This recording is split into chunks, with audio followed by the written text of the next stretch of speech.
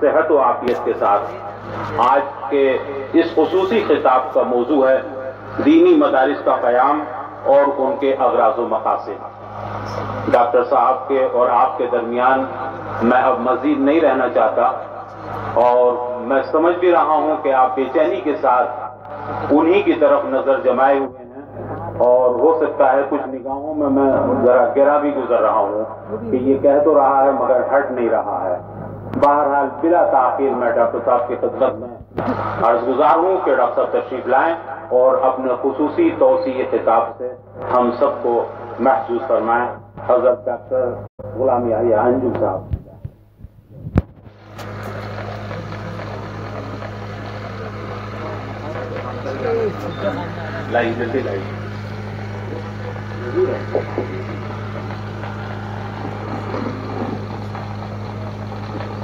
نعرہ تکبیر، نعرہ رسالت، ڈاکٹر غلام یحییٰ انجم مصباحی، جشن یوم مفتی اعظم ہند، نعرہ تکبیر، نعرہ رسالت۔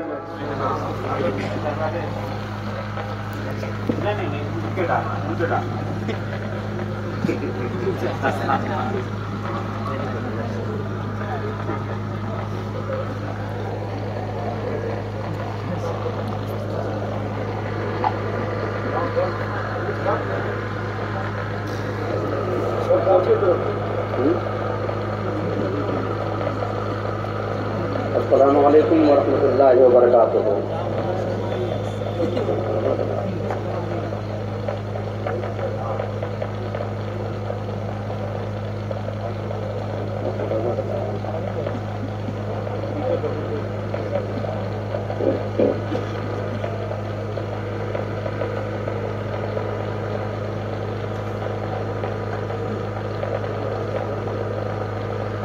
میں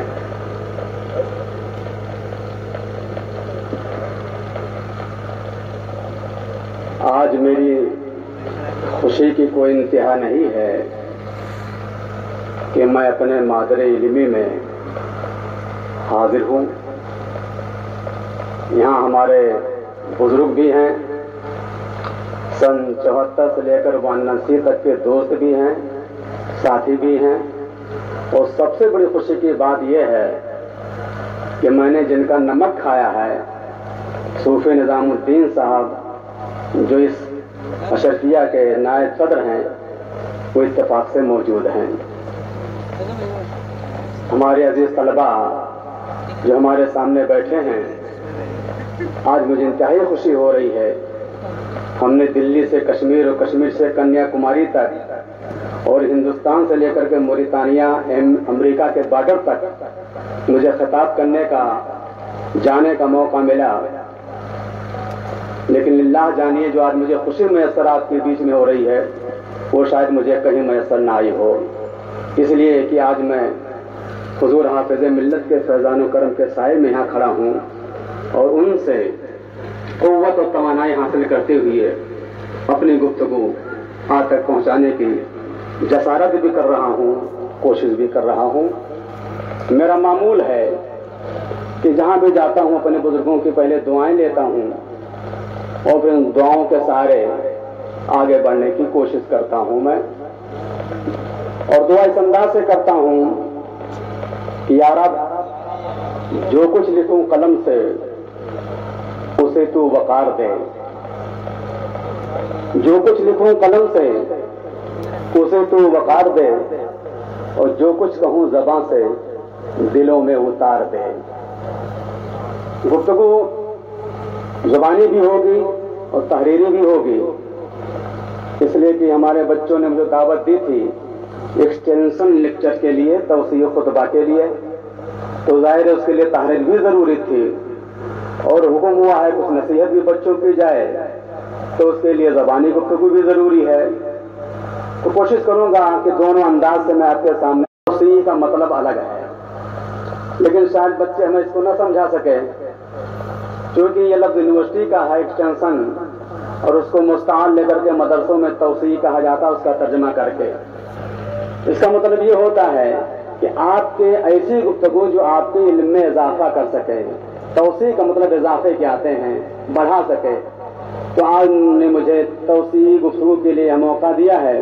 کوشش کروں گا کہ موضوع کے حوالے سے کچھ آپ کے علم میں اضافہ ہو سکے. تو چونکہ یہاں مبارک پور کے ہمارے بڑے محسن کرم فرما حضرات یہاں بیٹھے ہوئے ہیں، نام تو شاید واقف نہ ہوں لیکن سب کے چہرے شناسا ہیں. اللہ تعالیٰ سب حضرات کو عمر خضر عطا فرمائے اور ان کا جو تعلق خاطر شرفیہ سے ہے وہ قائم و دائم رکھے. اساتذہ کی دعاؤں کے ساتھ میں گفتگو آگے بڑھا رہا ہوں.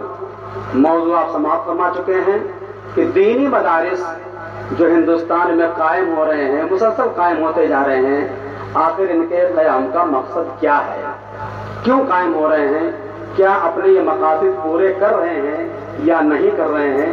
تو اس تعلق سے ایک یونیورسٹی کا آدمی جس کا مدرسوں سے رابطہ ٹوٹے تقریباً 37 سال ہو رہے ہیں، گفتگو کرنے کی کوشش کر رہا ہوں.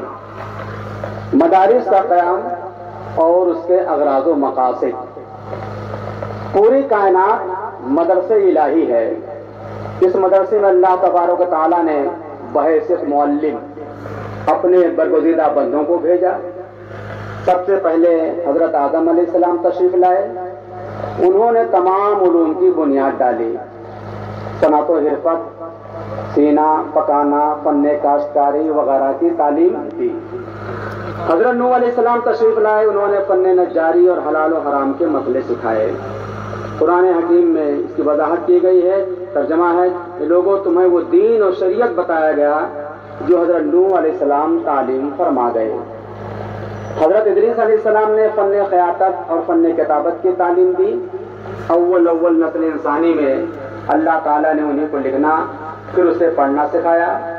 قرآن کریم میں ہے وَاذْكُرْ فِي الْكِتَابِ إِدْرِيسَ إِنَّهُ كَانَ صِدِّيقًا نَبِيًّا. اس آیت کے ضمن میں مفسر کرام نے لکھا ہے کہ سب سے پہلے جس شخص نے قلم سے لکھا وہ آپ ہی ہیں. کپڑوں کے سینے، سلے کپڑوں کے پہننے کی ابتدا بھی آپ ہی سے ہوئی. علم نجوم اور حساب میں نظر فرمانے والے بھی آپ ہی ہیں. یہ سب کام آپ ہی سے شروع ہوئے.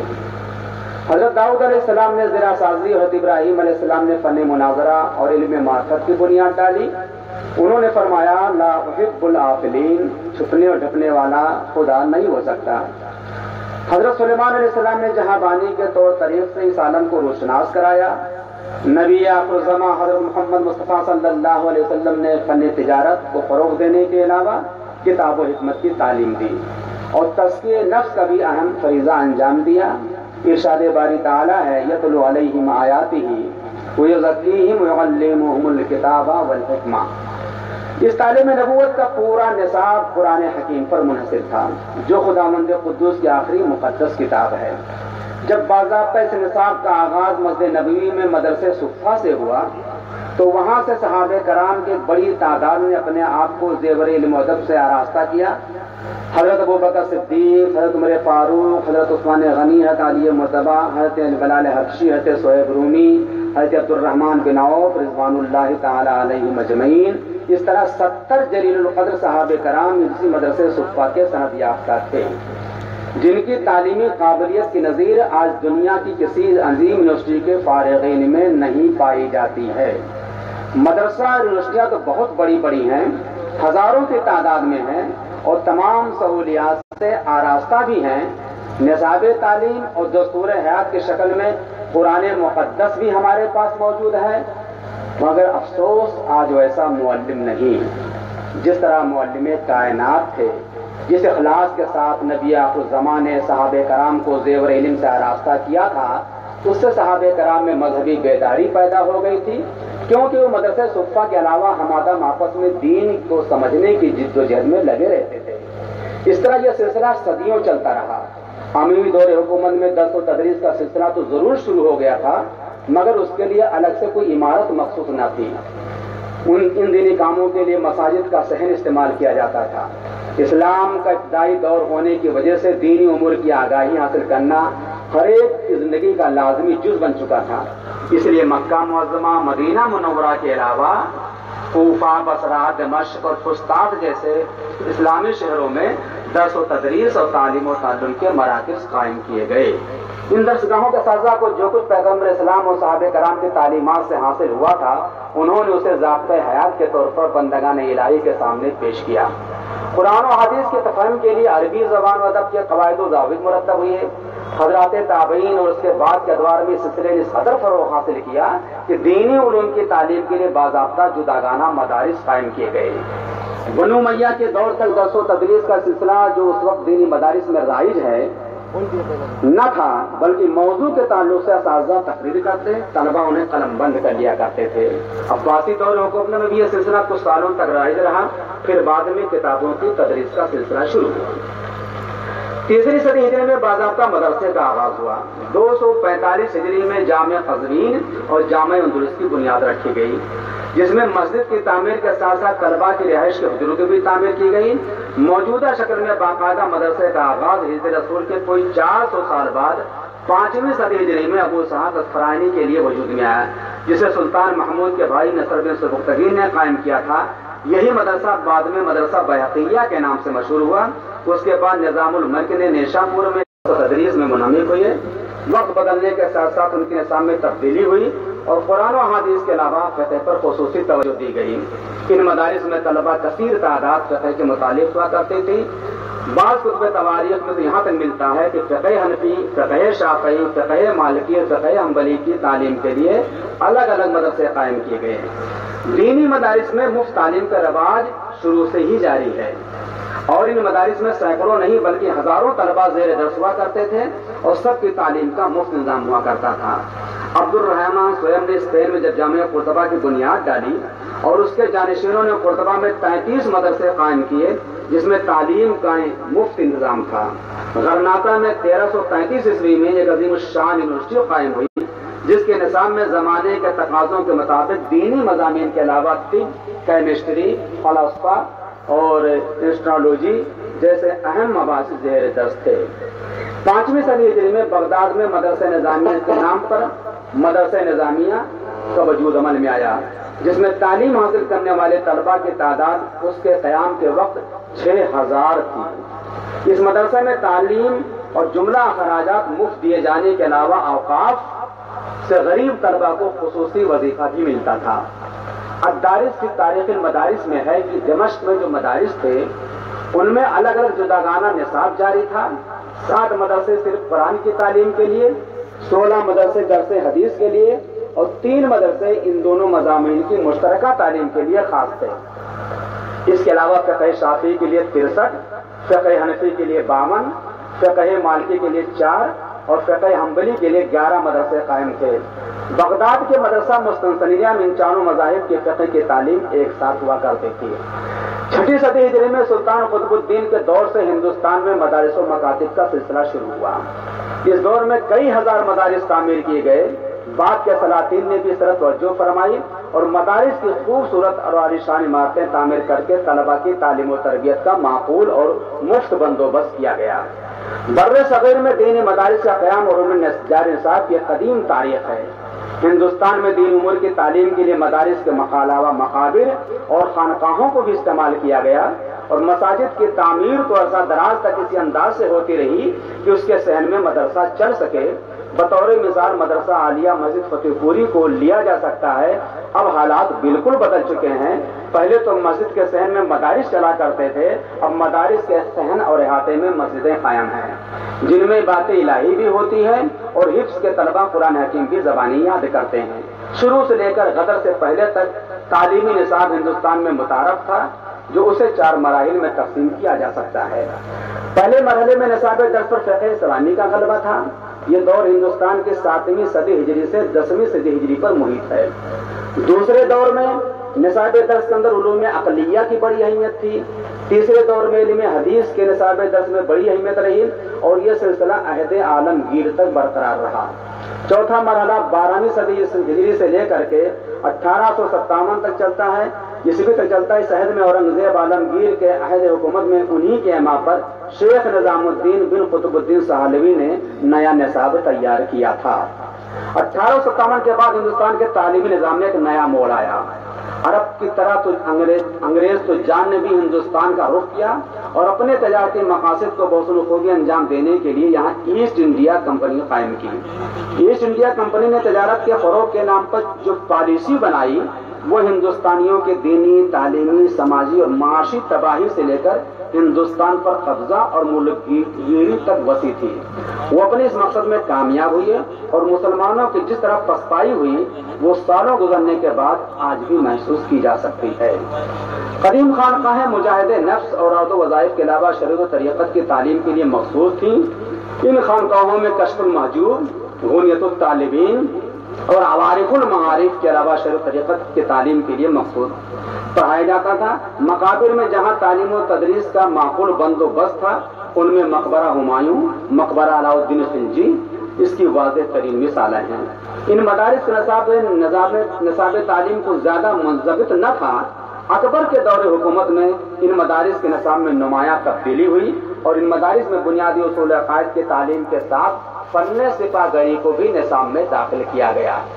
اسی کے حکم سے علم الحساب، جیومیٹری اور نجوم کا بھی اضافہ ہوا۔ بعد مدارس میں طب یونانی کی تعلیم کا بھی نظم و نسق کیا گیا۔ اورنگزیب نے اپنے عہد حکومت میں متعدد مدارس قائم کیا، اس کار خیر میں معقول رقم خرچ کی۔ اس کا نقطہ نظر تعلیم کے بارے میں بہت وسیع تھا اور بڑی حد تک موجودہ دور کے طرز فکر سے مشابہ تھا۔ اس نے اپنے دور میں نصاب تعلیم میں اہم تبدیلیاں کرائیں۔ لکھنؤ کے اندر ایک ڈچ تاجر کی کوٹھی خرید کر فرنگی محل کے نام سے مدرسے کی بنیاد ڈالی اور ملا نظام الدین سہلوی کو اس میں استاد مقرر کیا۔ یہ ملا نظام الدین وہی ہیں جنہوں نے دینی مدارس میں تعلیم کے لیے نیا نظام مرتب کیا جو ان کے نام کی مناسبت سے درس نظامی کے نام سے آج بھی بر صغیر میں مشہور ہے۔ اس نظام میں ملا نظام الدین سہلوی نے پہلی بار ہندوستانی علماء کی تصانیف کو شامل درس کیا۔ انہوں نے اس وقت کے نصاب درس کے لیے 11 اہم علوم و فنون خاص کیے: علم صرف، علم نحو، علم منطق، حکمت و فلسفہ، ریاضی، علم بلاغت، علم فقہ، علم اصول فقہ، علم کلام، علم تفسیر اور حدیث وغیرہ۔ اس نظام میں درج بالا علوم کے اختصاص کا بنیادی مقصد قرآن حکیم کی تفہیم اور دین کی سمجھ ہے۔ اس لیے نصابی مضامین کے لیے ان علوم کو خاص کرنے کی قرآنی توجیہ ان الفاظ میں پیش کی جا سکتی ہے۔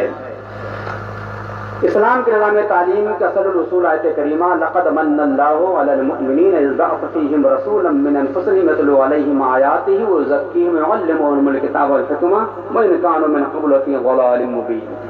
بے شک اللہ کا بڑا احسان ہوا مسلمانوں پر کہ ان میں انہی میں سے ایک رسول بھیجا جو ان پر اس کی آیتیں پڑھتا ہے اور انہیں پاک کرتا ہے اور انہیں کتاب و حکمت سکھاتا ہے۔ وہ ضرور اس سے پہلے کھلی گمراہی میں تھے، اس سے ماخوذ ہے۔ بذریعہ تلاوت آیت قرآن کی بعثت کے صرف 3 مقاصد بظاہر معلوم ہوتے ہیں کہ اللہ کے نبی دنیا میں تشریف لائے تو کیا مقصد تھا۔ یہ 3 مقاصد تھے: نمبر 1 دعوت اللہ، نمبر 2 تزکیہ نفس، نمبر 3 تعلیم کتاب و حکمت۔ قرآن حکیم کی شاید اور دوسری آیتوں سے پتہ چلتا ہے کہ دینی اور ادبی تمام علوم کا سرچشمہ قرآن حکیم ہی ہے، اور یہاں یہ امر قابل ذکر ہے کہ مذکورہ بلا نصاب جسے درس نظامی یا درس نظامیہ کہا جاتا ہے ملا نظام الدین سہلوی کی فکری کوششوں کا نتیجہ نہیں، اس کی اساس ان کے پہلے بلکہ والد ماجد ہی رکھ چکے تھے۔ حضرت مولانا سہلوی نے اسے منقع کر کے اپنے عہد کے علماء کے سامنے پیش کیا۔ ان کے بعد ان کے جانشینوں نے اس میں بہت سارے اضافے کیے، جیسا کہ سطح بالا میں ذکر ہوا کہ پہلے دینی مدارس نظامی کتب تصوف کو بطور 10 پڑھایا جاتا تھا۔ ملا نظام الدین سہلوی کے ہاتھوں دینی مدارس کے نصاب سے پہلی بار تصوف کو نصاب سے خارج کیا گیا، جس کی وجہ غالباً یہ تھی کہ ملا نظام الدین سہلوی کی رائے میں اس وقت تک ان کتابوں کا مطالعہ مفید نہیں ہو سکتا جب تک مرشد کامل کی رہنمائی میسر نہ ہو۔ یہ ایسا قدم تھا جس کے بعد تصوف و سلوک سے بود بڑھتا گیا۔ اس میں شبہ نہیں کہ انسان میں کچھ کمیاں بھی ہیں، لیکن اتنی شدید نہیں کہ اس کی بنیاد پر سارے نصاب تعلیم کی نفی کر دی جائے۔ وقتاً فوقتاً کمیوں اور کمزوریوں کو دور کرنے کی کوششیں ہوتی رہیں۔ مثلا ادب کی کمی کو دور کرنے کے لیے بہت سی قدیم و جدید کتابوں کو شامل کیا گیا۔ علم حدیث کی بہتر تدریس کے لیے شاہ ولی اللہ دہلوی کے زیر اثر درس نظامی کے آخری سال کو دور حدیث کا سال قرار دیا گیا۔ ملا نظام الدین نے دور حدیث کا نام اسے دور حدیث کا نام دیا گیا۔ حضرت شاہ ولی اللہ ملا نظام الدین حدیث میں صرف مشکات المصابیح کو شامل کیا تھا، مگر شاہ ولی اللہ کے سال فراغت میں سیاہ ستہ بھی شامل ہوئی اور اسے دور حدیث کا نام دیا گیا۔ حضرت شاہ ولی اللہ نے نہ صرف کے درس نظامی کے اعتبار سے تعلیم حاصل کی، بلکہ رسالے دانشمندی میں نصاب تعلیم کو طلبہ کے ذہن و دماغ میں اتارنے کے لیے مفید اور احسن طریقے بھی بتائے۔ انہوں نے طلبہ اور اساتذہ دونوں کے لیے لکھا ہے کہ مطالعہ کتاب پر کافی زور دینا چاہیے اور بذریعہ تحقیق اس کی تہ تک پہنچنے کی جد و جہد کرنی چاہیے۔ نمبر 2، اگر کتاب کا مطالعہ کرنے والا مدرس ہے تو اس کو چاہیے کہ جو کچھ مصنف کتاب نے بیان کیا ہے اسے طلبہ کے ذہن و دماغ میں بھی اتار دے۔ تیسری بات انہوں نے یہ بھی لکھی ہے کہ جو شخص جو کتابوں پر شرح یا حاشیہ لکھ رہا ہے اسے حقیقت کتاب کو مبالغہ کے ساتھ بیان کرنا چاہیے، اس کے کئی ایک فائدے ہیں۔ الغرض شاہ ولی اللہ دہلوی اور دوسرے اکابر علماء نے اسی نصاب کی روشنی میں تعلیم حاصل کی اور سرخیل زمانہ ہوئے۔ آج سے کوئی 100 سال پہلے مولانا شبلی نعمانی نے نصاب کی تبدیلی اور اس کی اہمیت پر زور دیا تھا۔ انہوں نے باقاعدہ نصاب تعلیم میں اصلاحات پر ایک مقالہ بھی لکھا تھا، جس میں انہوں نے نصاب تعلیم کے تعلق سے کچھ مفید مشورے دیے تھے، جس کے نتیجے میں 60 سال بعد 1894 عیسوی میں لکھنؤ کے اندر دارالعلوم ندوۃ العلماء کے نام سے ایک ادارہ عمل میں آیا۔ اس مقالے میں انہوں نے لکھا تھا، میں مسلسل اس بات پر زور دیتا ہوں کہ نہ تو جدید انگریزی نصاب تعلیم اور نہ ہی ہمارے مدارس کو قدیم روایتی نصاب ہماری ضروریات و مقتضیات کے مطابق ہے۔ ہماری ضروریات کی تکمیل اور مسائل کے حل کے لیے دونوں نصابہائے تعلیم میں بہترین امتزاج کی ضرورت ہے۔ ہندوستان میں انگریزوں کے قدم جمانے سے پہلے مغل دور تک دینی مدارس کے فارغ التحصیل علماء حکومت کے اعلیٰ عہدوں پر فائز ہو کر ملک کی خدمت انجام دیتے تھے۔ ان عہدوں میں صدر الصدور، قاضی، مفتی، انسپکٹر مدارس اور سر رشتہ دار وغیرہ شامل تھے۔ ہندوستان میں قدم جماتے انگریزوں نے دینی مدارس سے بے توجہی برتی اور انگریزی زبان اور دوسری زبانوں کی تعلیم پر خصوصی توجہ دی۔ انگریز دشمنی کے باعث مدرسوں کے اندر انگریزی زبان کی تعلیم کو خلاف شرع سمجھا گیا، جس کا نتیجہ یہ ہوا کہ دینی مدارس کے فارغ التحصیل علماء ان عہدوں اور مناصب سے کوسوں دور ہو گئے۔ اس دور میں زبان کی تعلیم کو تو کافی زور دیا گیا، مگر دینی تعلیم روز افزوں انحطاط اور تنزلی کا شکار ہوتی رہی۔ دینی مدارس کی تعداد میں کافی حد تک کمی آ گئی اور برسوں یہی صورتحال رہی۔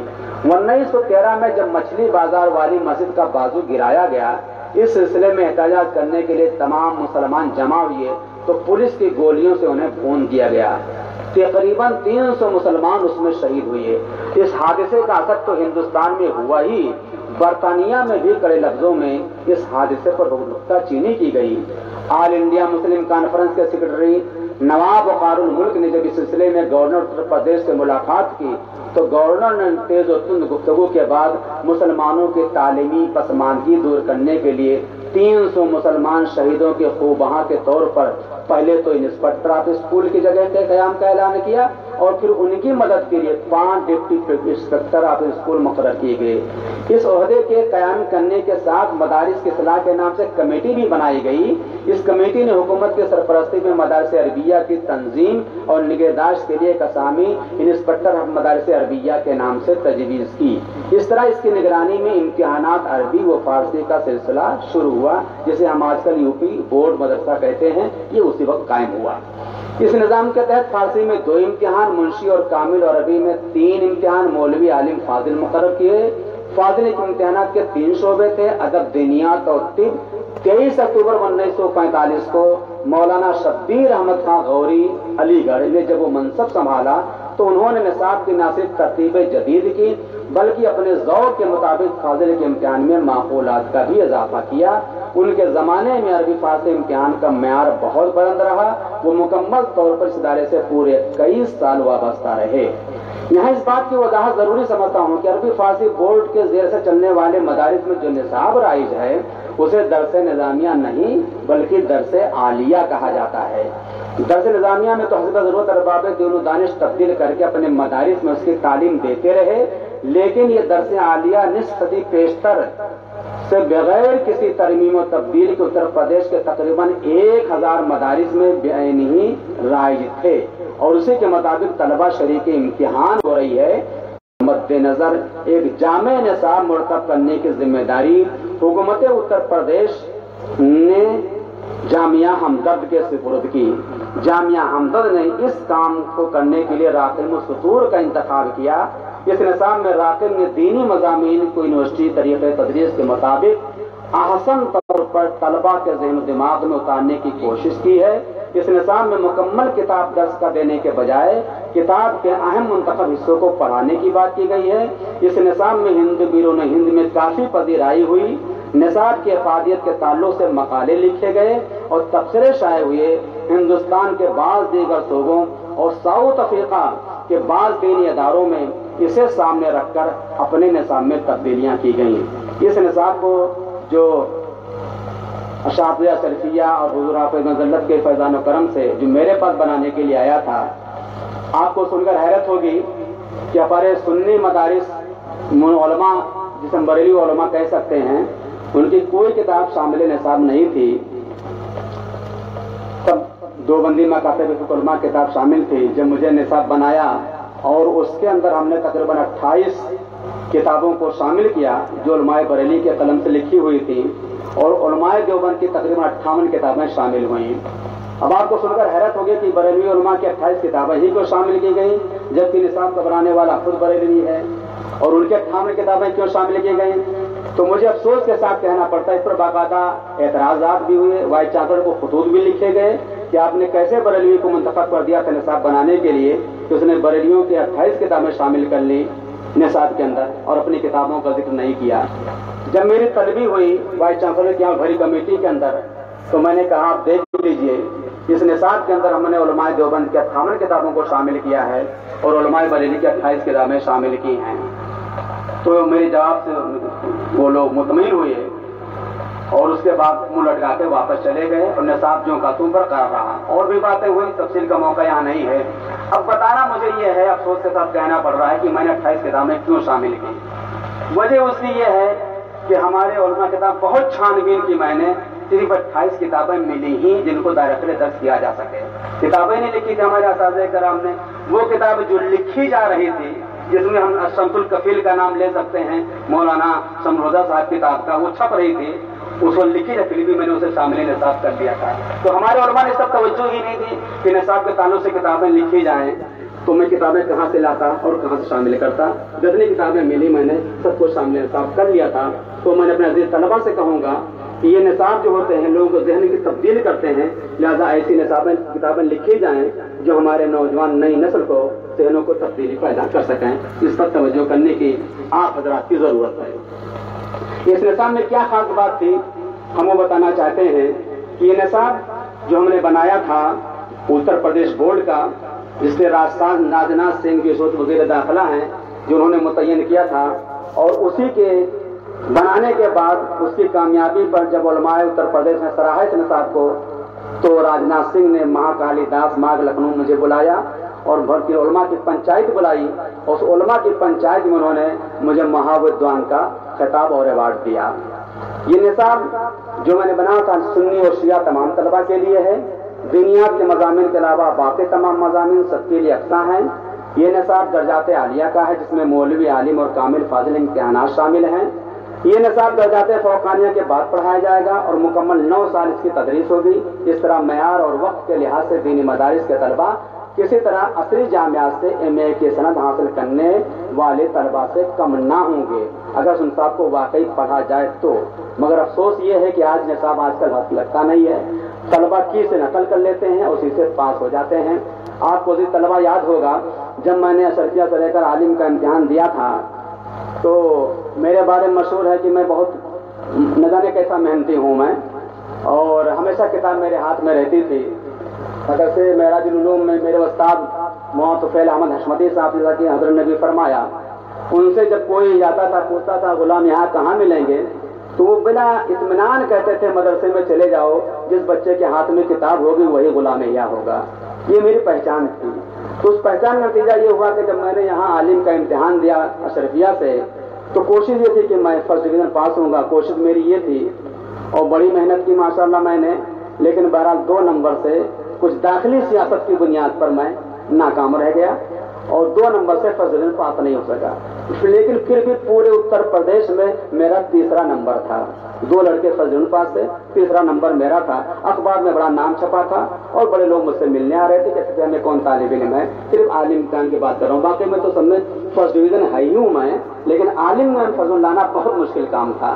तो उसमें 2 नंबर से मैं रह गया। फिर भी पूरे उत्तर प्रदेश के अंदर तीसरी पूरी पोजीशन थी उस जमाने के अंदर। तो अब सूरत हाल क्या है, आजकल तलबा माशाल्लाह 100-200 फर्स्ट डिवीज़न पास होते हैं, मगर जब उनसे किताब का नाम मालूम करता इंटरव्यू लेते हुए तो बेचारे किताब का नाम नहीं बता पाते, कौन सी किताबें दाखिले दर्ज हैं और कौन सी किताब किस मौजू पर है। हमारे खास शफे के तलबा ऐसे नहीं होंगे, उन्हें कम से कम किताब के साथ साथ मौजू का भी इल्म होगा। तो ये सूरत हाल है। मौलवी के इम्तिहान में उर्दू, फारसी, जनरल हिंदी और हिसाब के मज़ामीन का इजाफा लाजमी मजमून के हैसियत से किया गया है और ऐसा सिर्फ असली तकाज़ों के पेश नज़र किया गया है। देखा ये गया था कि बच्चे मौलवी कर करके जब बैंक में जाते थे और पैसा उन्हें निकालना होता था तो दूसरे का मुंह देखते थे, ये मेरा फार्म भर दें, मेरा चेक भर दें ताकि मैं पैसा निकाल लूँ। तो इस चीज़ को ख़त्म करने के लिए फिर मैंने ज़रूरी समझा कि जनरल इंग्लिश का इजाफा किया जाए। कामिल का इम्तिहान जो सिर्फ फारसी जबान में 2 साल का हुआ करता था, अब अरबी व फारसी दोनों जबानों में 3 साल का कर दिया गया है। और हमने इसलिए किया उसे 3-3 साल का फारसी भी, 3 साल का अरबी भी, ताकि 3 साल बीए का इम्तिहान होता है, उसको बीए का दर्जा हमने दिया है ताकि तलबा करने के बाद यूनिवर्सिटियों में डायरेक्ट एमए के अंदर एडमिशन ले सकें। इसलिए हमने कामिल को मुनक़सिम करके अरबी फारसी की तरफ 3-3 हिस्से पर अरबी का दर्जा उसे बीए का दर्जा दिया है। इम्तिहान फाजिल में फाजिल अदब फारसी का हमने इजाफा किया है। पहले खाली फाजिल अदब अरबी हुआ करता था और फाजिल अदब मैंने फारसी भी कर दिया है।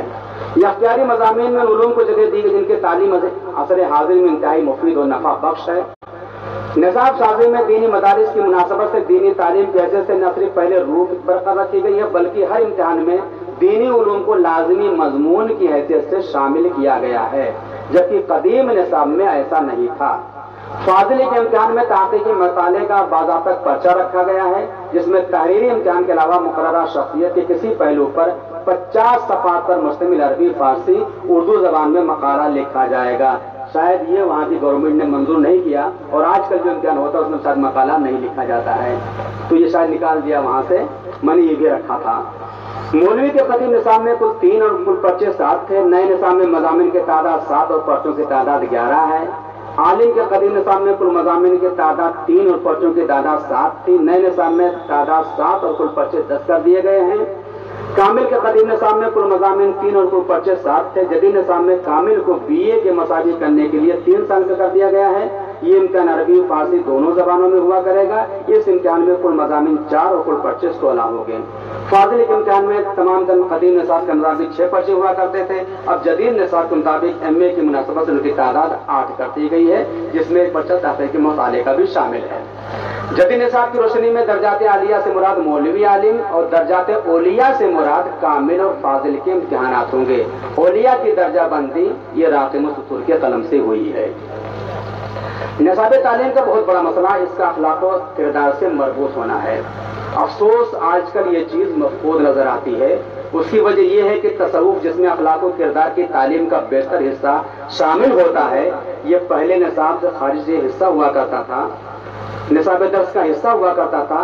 कश्फुल महजूब, अवारिफुल मारिफ, गुनतुत तालिबीन और मशाइख़ कराम के मलफूज़ात, मकतूबात को बाज़ाब्ता दस्त के तौर पर पढ़ाया जाता था और खानकाहों में सूफिया कराम जो कुछ पढ़ाते थे उसका बाज़ाब्ता अमली तजर्बा भी कराया जाता था, जिसकी वजह से तहज़ीब व शराफत और अक़दार में इस दौर के तलबा अपनी मिसाल आप हुआ करते थे। मगर मुल्ला निज़ामुद्दीन सालिबीन औरंगज़ेब आलमगीर के ज़माने में निसाब 10 मरतब तो किया मगर तसव्वुफ को निसाब से खारिज कर दिया। मुझे ये बताई कि मौजूदा खानकाहों में जिसका नज़्म मुनसख नहीं, इसलिए इस बहस को निसाब 10 से खारिज किया जा रहा है। निसाब 10 से तसव्वुफ के खारिज होते अखलाकियात का हिस्सा भी असातिज़ा तलबा की निगाहों से ओझल हो गया। 2000 میں حکومت اتر پردیش کے ریاست درجات عالیہ کے نصاب کی تسجیل کی ذمہ داری جب مجھے سپرد کی گئی تو میں نے موقع سے فائدہ اٹھاتے ہوئے مضامین تصوف کو نصاب کا جزو لائن فت بنا دیا اور کامل اور فاضل کے امتحان میں مطالعہ تصوف کے نام سے باضابطہ ایک پرچہ 100 نمبر کا رکھ دیا، جس میں اخلاقیات کے مباحث شامل درس کیے گئے، کیونکہ اخلاقی تعلیم کی اہمیت کسی نہ کسی انداز میں ہر دور میں مسلم رہی ہے۔ امام غزالی نے احیاء العلوم میں لکھا ہے، انسان خلق اور خلق دونوں سے مرکب ہے، خلق کا تعلق ظاہر سے ہے، خلق کا تعلق باطن سے ہے۔ جس طرح ظاہری اعضاء کے حسین ہوں اور موضوع ہونے سے آدمی خوبصورت کہلاتا ہے، یوں ہی باطنی خوبیوں سے مرصع ہونے کے بعد انسان خوش خلق کہا جاتا ہے۔ قرآن حکیم کے اخلاقی تعلیمات اظہر من الشمس ہیں، مگر افسوس کہ قرآن کریم جو کتاب ہدایت ہے ہم نے اسے کتاب تلاوت بنا کر رکھ دیا ہے، جبکہ ہر مومن بطور خاص وہ لوگ جو درس و تدریس اور دعوت و تبلیغ سے جڑے ہوئے ہیں انہیں تو اخلاقی تعلیمات کا پیکر ہونا چاہیے، جس طرح معلم کائنات اخلاقیات کے عملی پیکر تھے۔ فرمان رسول کے مطابق اللہ تعالیٰ نے ہر نبی کو 10 ذیل اخلاقیات کا حکم دیا تھا۔ نمبر 1، ظاہر و باطن میں اخلاق کو اپنا شعار بناؤں۔ نمبر 2، خوشی اور ناراضگی ہر حال میں عدل قائم کروں۔ نمبر 3، خوشحالی اور تنگ دستی ہر حال میں میانہ روی اختیار کروں۔ نمبر 4، جو مجھ سے ظلم کرے اس کو معاف کروں، جو قطع تعلق کرے اس سے صلہ رحمی کروں، اس کو دوں جو مجھے محروم رکھے، میری زبان گویا ہو تو ذکر الہی کروں، خاموش ہو تو کائنات اور آیات میں فکر کروں، دیکھوں تو نگاہ عبرت حاصل کرے۔ پیغمبر اسلام کا ہر ارشاد حرز جاں بنانے قابل ہے، مگر افسوس ہمارے مدارس کے طلباء کی توجہ نہ جانے کیوں ایسی باتوں کی طرف نہیں جاتی ہے۔ اساتذہ و طلباء ہمیشہ نہ جانے کن مشرگافیوں میں الجھے رہتے ہیں۔ ہمیں چاہیے کہ نصاب درس میں ایسے مضامین شامل کریں جو نہ صرف انسانیت کو مہذب کریں بلکہ معاشرہ بھی اس سے خوشگوار ہو۔ یہاں بھی واضح طور پر کرتا چلوں کہ اخلاقی مضامین میں نہ صرف نصاب درس کا حصہ ہوں بلکہ اساتذہ کو چاہیے کہ وہ خود بھی اخلاقی محاسن سے آراستہ ہوں، تاکہ وہ اپنے کردار و عمل سے طلباء کو بھی حسن و اخلاق کا عملی پیکر بنا سکیں۔ طلباء کو بنانے اور سنوارنے میں استاد کی اہمیت کا اس سے اندازہ لگایا جا سکتا ہے کہ سکندر سے کسی نے پوچھا کہ وہ استاد کو باپ پر کیوں ترجیح دی جاتی ہے، تو اس نے جواب میں کہا، باپ مجھے زمین سے آسمان پر لایا اور استاد مجھے زمین سے آسمان پر لے گیا، یعنی خدا کی پہچان کرائی اور ترقی کی راہیں ہموار کی۔ بلا شبہ اساتذہ چراغ کے مانند ہوتے ہیں جن کی روشنی سے انجمنیں تشکیل پذیر ہوتی ہیں۔ اساتذہ کو بھی چاہیے کہ اپنے علم میں روزانہ ایک نئی بات کا اضافہ کریں، اس طرح 360 دنوں میں 360 نئی باتوں کے مالک بن جائیں گے۔ یہ واضح ہے کہ استاد کی حیثیت ایک رہنما کیسے ہوتی ہے اور بغیر رہنمائی کے تعلیم کبھی مکمل نہیں ہو سکتی۔ اس رہنمائی کے بروئے کر لاتے ہوئے اساتذہ کو چاہیے کہ طلباء کے تعلیم و تربیت اور ڈسپلن اور ان کی دلچسپیوں کا زیادہ خیال رکھیں، کیونکہ خام بنیاد پر عمارت نہیں کھڑی کی جا سکتی۔ استاد مزاج شناس ہو تو طلباء میں دلچسپی پیدا کرے، ان کے رخ کو ایسے علم کی طرف ضرور موڑ دے جو اس کے لیے بہتر انسان بننے میں ممد و معاون ثابت ہوں۔ یہ واقعہ یقیناً آپ حضرات کے ذہن میں معلوم ہوگا کہ ایک مرتبہ ہارون رشید بادشاہ نے اپنے لڑکے مامون کو علم و ادب سے آراستہ کرنے کے لیے حضرت امام اسمعی رحمۃ اللہ علیہ کے سپرد کیا۔ ایک دن اتفاق سے بادشاہ وہاں جا پہنچا، دیکھا کہ حضرت اسمعی اپنے پاؤں دھو رہے ہیں اور شہزادہ مامون پاؤں پر پانی ڈال رہا ہے۔ بادشاہ یہ دیکھ کر ناراض ہوا اور بولا کہ میں نے اپنے بیٹے کو آپ کے پاس اس لیے بھیجا تھا کہ ادب اور ڈسپلن سکھائیں گے اور اس کے اخلاق کو نکھاریں گے، آپ نے شہزادے کو یہ حکم کیوں نہیں دیا کہ ایک ہاتھ سے پانی گرائے اور دوسرے ہاتھ سے پاؤں دھوئے؟ ایک معلم اگر اخلاق حسنہ سے محروم ہے تو علم و فضیلت سب اس کے سامنے ہیچ ہے۔ وہ شہرت و ناموری کے لیے نہیں پیدا ہوا بلکہ فرض کا قرض ادا کرنے کے لیے دنیا میں آیا ہے۔ اسے چاہیے کہ وہ طلباء کو اچھی کتابوں کے پڑھنے کا شوق دلائے اور اس طرح رہنمائی کرے کہ وہ طلباء خوب سے خوب کی تتر کی تلاش میں ہمیشہ رواں دما رہیں۔ درس دیتے وقت اساتذہ کے خیال میں بات ہونی چاہیے کہ تعلیم کا مقصد دوسرے اخروی فوائد کے علاوہ دنیا سے ہر قسم کی غلامی و نابرابری کو مٹانا بھی ہے۔ مذہب، رنگ و نسل، ذات پات اور معاشی اختلافات ہندوستانی قوم کو تباہ کر رہے ہیں اور ان کے خلاف جنگ کرنا اساتذہ و طلباء کا اہم مقصد ہونا چاہیے۔ دوسری قابل توجہ بات یہ ہے کہ یہ ہمارے نصاب میں درس علوم اسلامیہ کے علاوہ نحو، صرف، منطق، فلسفہ اور دوسرے مضامین خود کوئی مقصد نہیں ہوتے، یہ تو مقصد حاصل کرنے کے ذرائع اور وسیلے ہیں۔ مقصد تو خود اچھی زندگی گزارنے کو ممکن بنانا ہے، اور یہ اسی وقت ممکن ہو سکتا ہے جب اخلاقی تعلیم کو نصاب درس کا حصہ بنایا جائے۔ اساتذہ طلباء کے لیے اخلاقی تعلیم کا سرچشمہ ثابت ہوں۔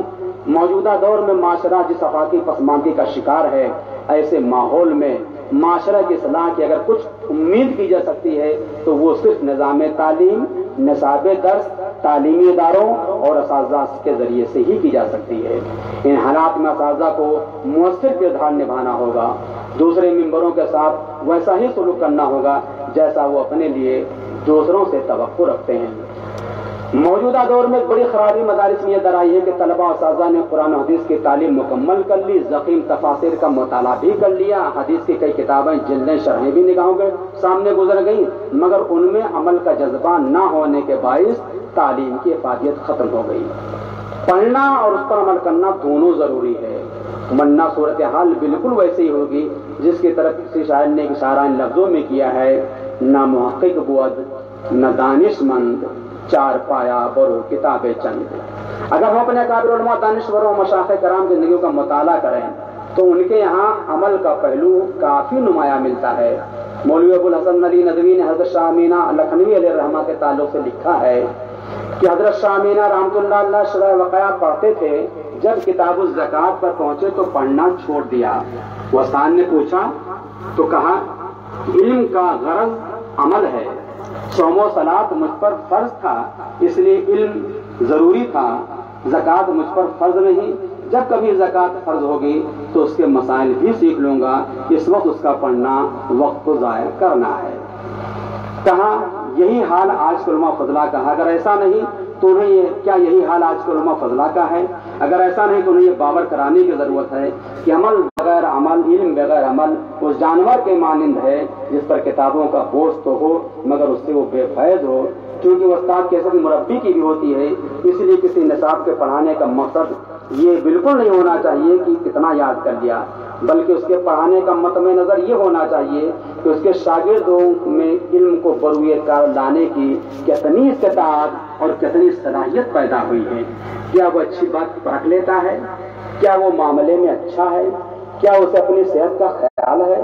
کیا وہ تکلیف کو خندہ پیشانی کے ساتھ برداشت کر سکتا ہے؟ کیا وہ اطاعت مند اور صالح ہے؟ کیا اس میں چھوٹے بڑوں کی تمیز ہے؟ کیا وہ اخلاقی تعلیمات جو اس نے حاصل کی ہیں اس پر عمل پیرا ہے؟ کیا وہ اپنے فرائض اور ذمہ داریوں کو خوشنودی سے ادا کر سکتا ہے؟ وہ فرض کے ادا کرنے میں کوتاہی تو نہیں کرتا، جرم اور گناہ کی طرف راغب تو نہیں ہے؟ اس میں کوئی شک نہیں کہ اخلاقی تعلیم و تربیت کا ذریعہ وہ استاد اپنے شاگرد کو انقلابی شخصیت کا حامل بنا سکتا ہے۔ اگر 10 ذیل صفات کی زندگی میں رچ بس جائیں تو اس کا واضح مطلب یہ ہے کہ اس کی تعلیم و تربیت صحیح ڈھنگ سے ہوئی ہے، اور وہ ضروری چیزیں کیا ہیں اگر وہ استاد کی تربیت سے آپ حضرات اسے قبول کر لیں اور اس پر عمل پیرا ہو جائیں تو انشاءاللہ آپ بھی اپنے زمانے میں رہنما بن کر ثابت ہوں گے۔ وہ 9 چیزیں یہ ہیں جن کو آپ دھیان سے سن لیں۔ علم کے ساتھ عمل کی بھی قدرت ہو، بصارت کے ساتھ بصیرت بھی کام کرتی ہو، دور اندیشی کا جوہر بھی کار فرما ہو، نیک اور پاکیزہ عادتیں بھی جزوِ زندگی بن چکی ہوں، اخلاق و کردار میں استحکام اور قوت ہو، خوشی اور غم میں بے قابو نہ ہو جاتا ہو، امانت اور اعتماد نفس کا حوصلہ بھی ہو، صحت کی فکر ہٹ درم نہ ہو، معقول بات مان لینے کی عادت ہو، ضمیر کی رہنمائی میں چلنے کے سکت اور حوصلہ ہو۔ اس موقع سے یہ بات بڑے اعتماد کے ساتھ کہی جا سکتی ہے، کسی طالب علم میں محاسن اور خوبیاں صرف اور صرف اخلاقی تعلیم ہی سے رونما ہو سکتی ہیں، خواہ روایتی تعلیم ہو جو مدارس میں رائج ہے یا اخلاقی تعلیم ہو جو مورل اسٹڈیز کے نام سے یونیورسٹیوں میں پڑھائی جاتی ہے۔ ایک مدرس کا فرض بنتا ہے کہ اپنے شاگرد کو اپنی محنت اور کاوش سے ایسا انسان کامل بنا دے جس کا بدن مضبوط ہو، فکر مستحکم ہو، ارادہ قوی ہو، شخصیت دلاوید ہو، وطن کا دوست ہو، کام کا ماہر ہو، زبان و قلم سے قوم کی خدمت کر سکتا ہو، دوسروں کے ساتھ اشتراک و تعاون کی زندگی بسر کر سکتا ہو، اپنی آنکھوں سے دیکھتا ہو اور اپنی کانوں سے سنتا ہو۔ اگر ہم نے اپنے طلباء کی اس طرح تربیت کی تو کارگاہ حیات میں جہاں کہیں بھی رہے گا تو نہ تو جادِ حق سے بھٹکے گا اور نہ صراط مستقیم سے منحرف ہوگا، بلکہ اسلامی تشخص کے ساتھ رہ کر خود اسوہ رسول کے مطابق زندگی بسر کرے گا اور دوسروں کو بھی اسی کی تلقین کرے گا۔ اس طرز عمل اور ان فضلۂ مدارس کی کاوشوں سے سماج میں جو سدھار پیدا ہوگا بلا شبہ وہ مثالی ہوگا۔ مختصر یہ کہ ایک پتھر کی بھی تقدیر سنور سکتی ہے، ایک پتھر کی بھی تقدیر سنور سکتی ہے، شرط یہ ہے کہ قرینے سے تراشا جائے۔ آج جہاں تک مسئلہ صاحب درس میں جدید علوم کو شامل کرنے کا ہے تو مسئلہ ہر دور میں ماہرین علم و فن کے نزدیک بحث کا موضوع رہا ہے۔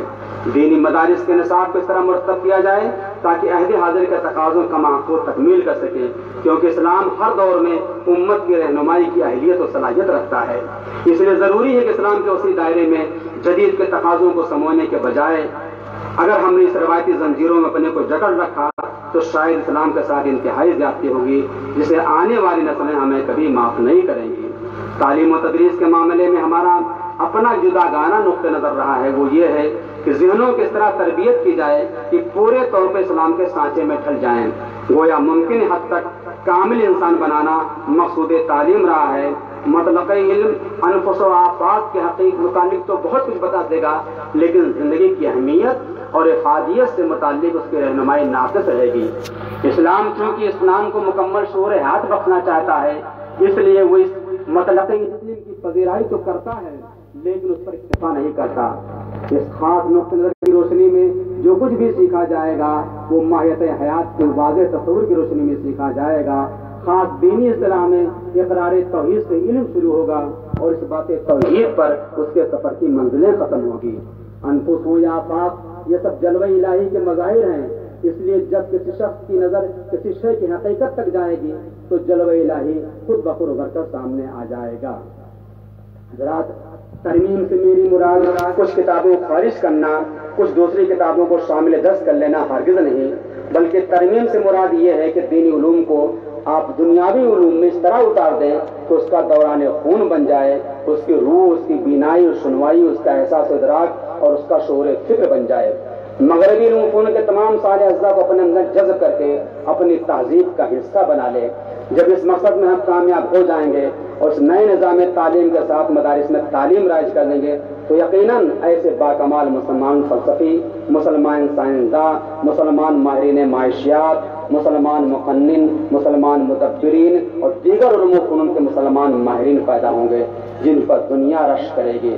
ماضی میں ایسے ہی نصاب پڑھ کے جن لوگوں نے شہرت کی ان میں امام اعظم ابو حنیفہ، امام غزالی، ابن سینا، البیرونی، خیام، ابن خلدون، امر خسرو، ابو الفیضی، حضرت شاہ ولی اللہ محدث دہلوی اور دور آخری میں امام اہل سنت امام احمد رضا فاضل بریلوی علیہ رحمۃ اللہ جیسے مشاہیر شامل ہیں۔ عہد حاضر میں مغرب نے ترقی کی ہے، اگر وہ اس ترقی یافتہ دور میں 8 برس پرانے نصاب تعلیم میں سرخراپ ہے تو عروج التقا کی اس منزل پر نہ پہنچتے، مگر نہیں، انہوں نے زمانے کی ضروریات کو محسوس کیا اور اسی قالب میں تعلیم کا نصاب ڈھالا اور طریقہ تعلیم کا جدید طرز ایجاد کیا جس کی بنیاد پر آج تعلیمی معاملے میں تمام ممالک پر سبقت کرتے ہوئے نظر آتے ہیں۔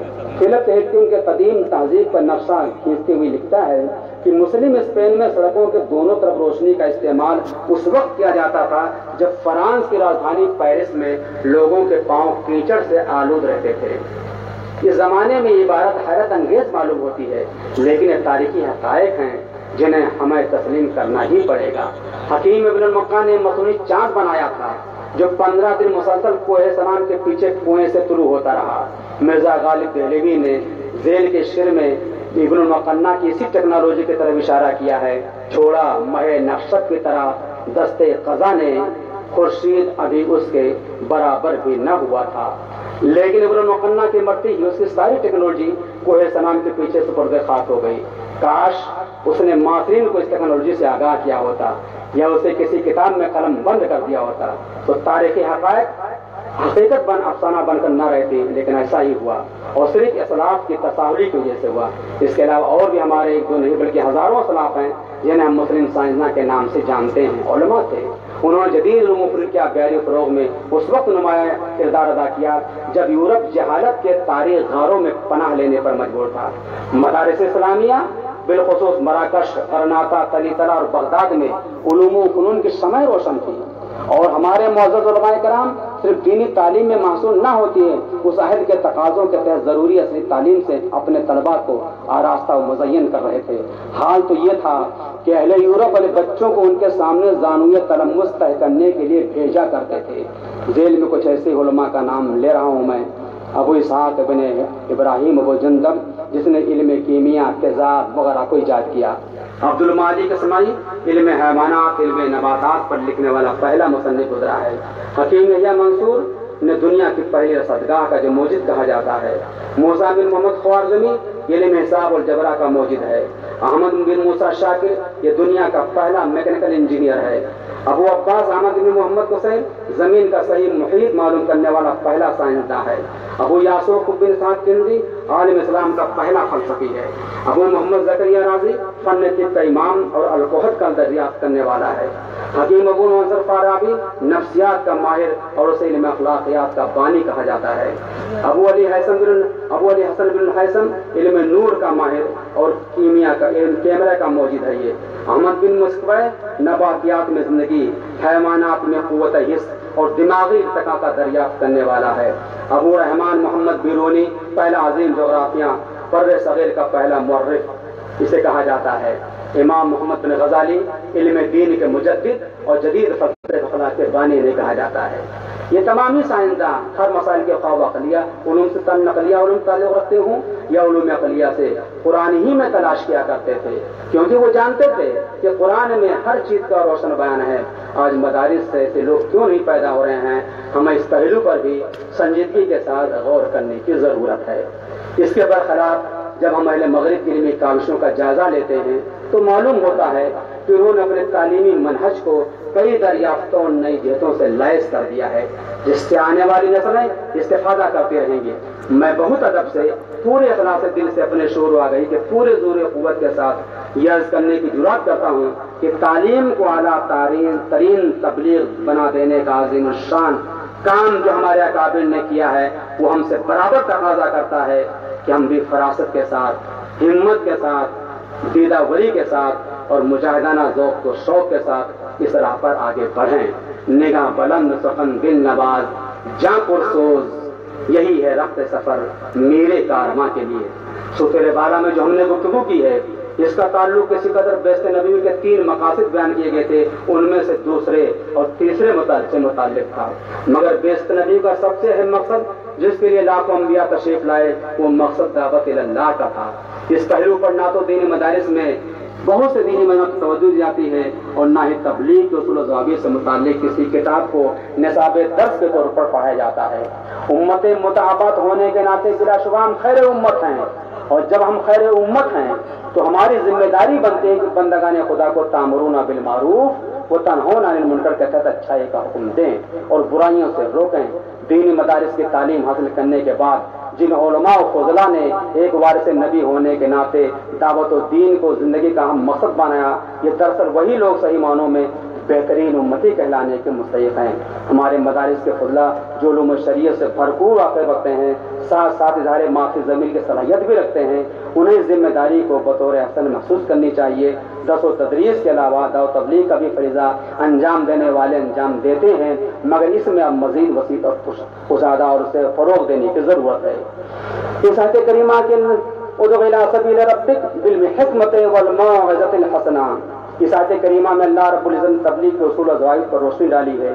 ایک مبلغ کے لیے تبلیغ کرتے وقت کون سی زبان استعمال کرنی چاہیے، اس حکمت میں جس کا ذکر آیت کریمہ میں رب تعالیٰ نے فرمایا ہے بہت ساری باتیں پنہاں ہیں۔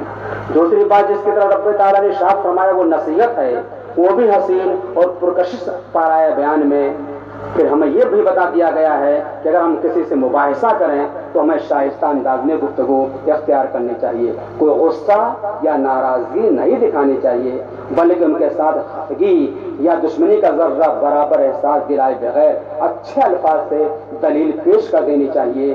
بول چال کا اسلوب صرف دعوت و تبلیغ کے لیے نہیں بلکہ روز مرہ کی گفتگو میں بھی یہی طریقہ کار اپنانا چاہیے۔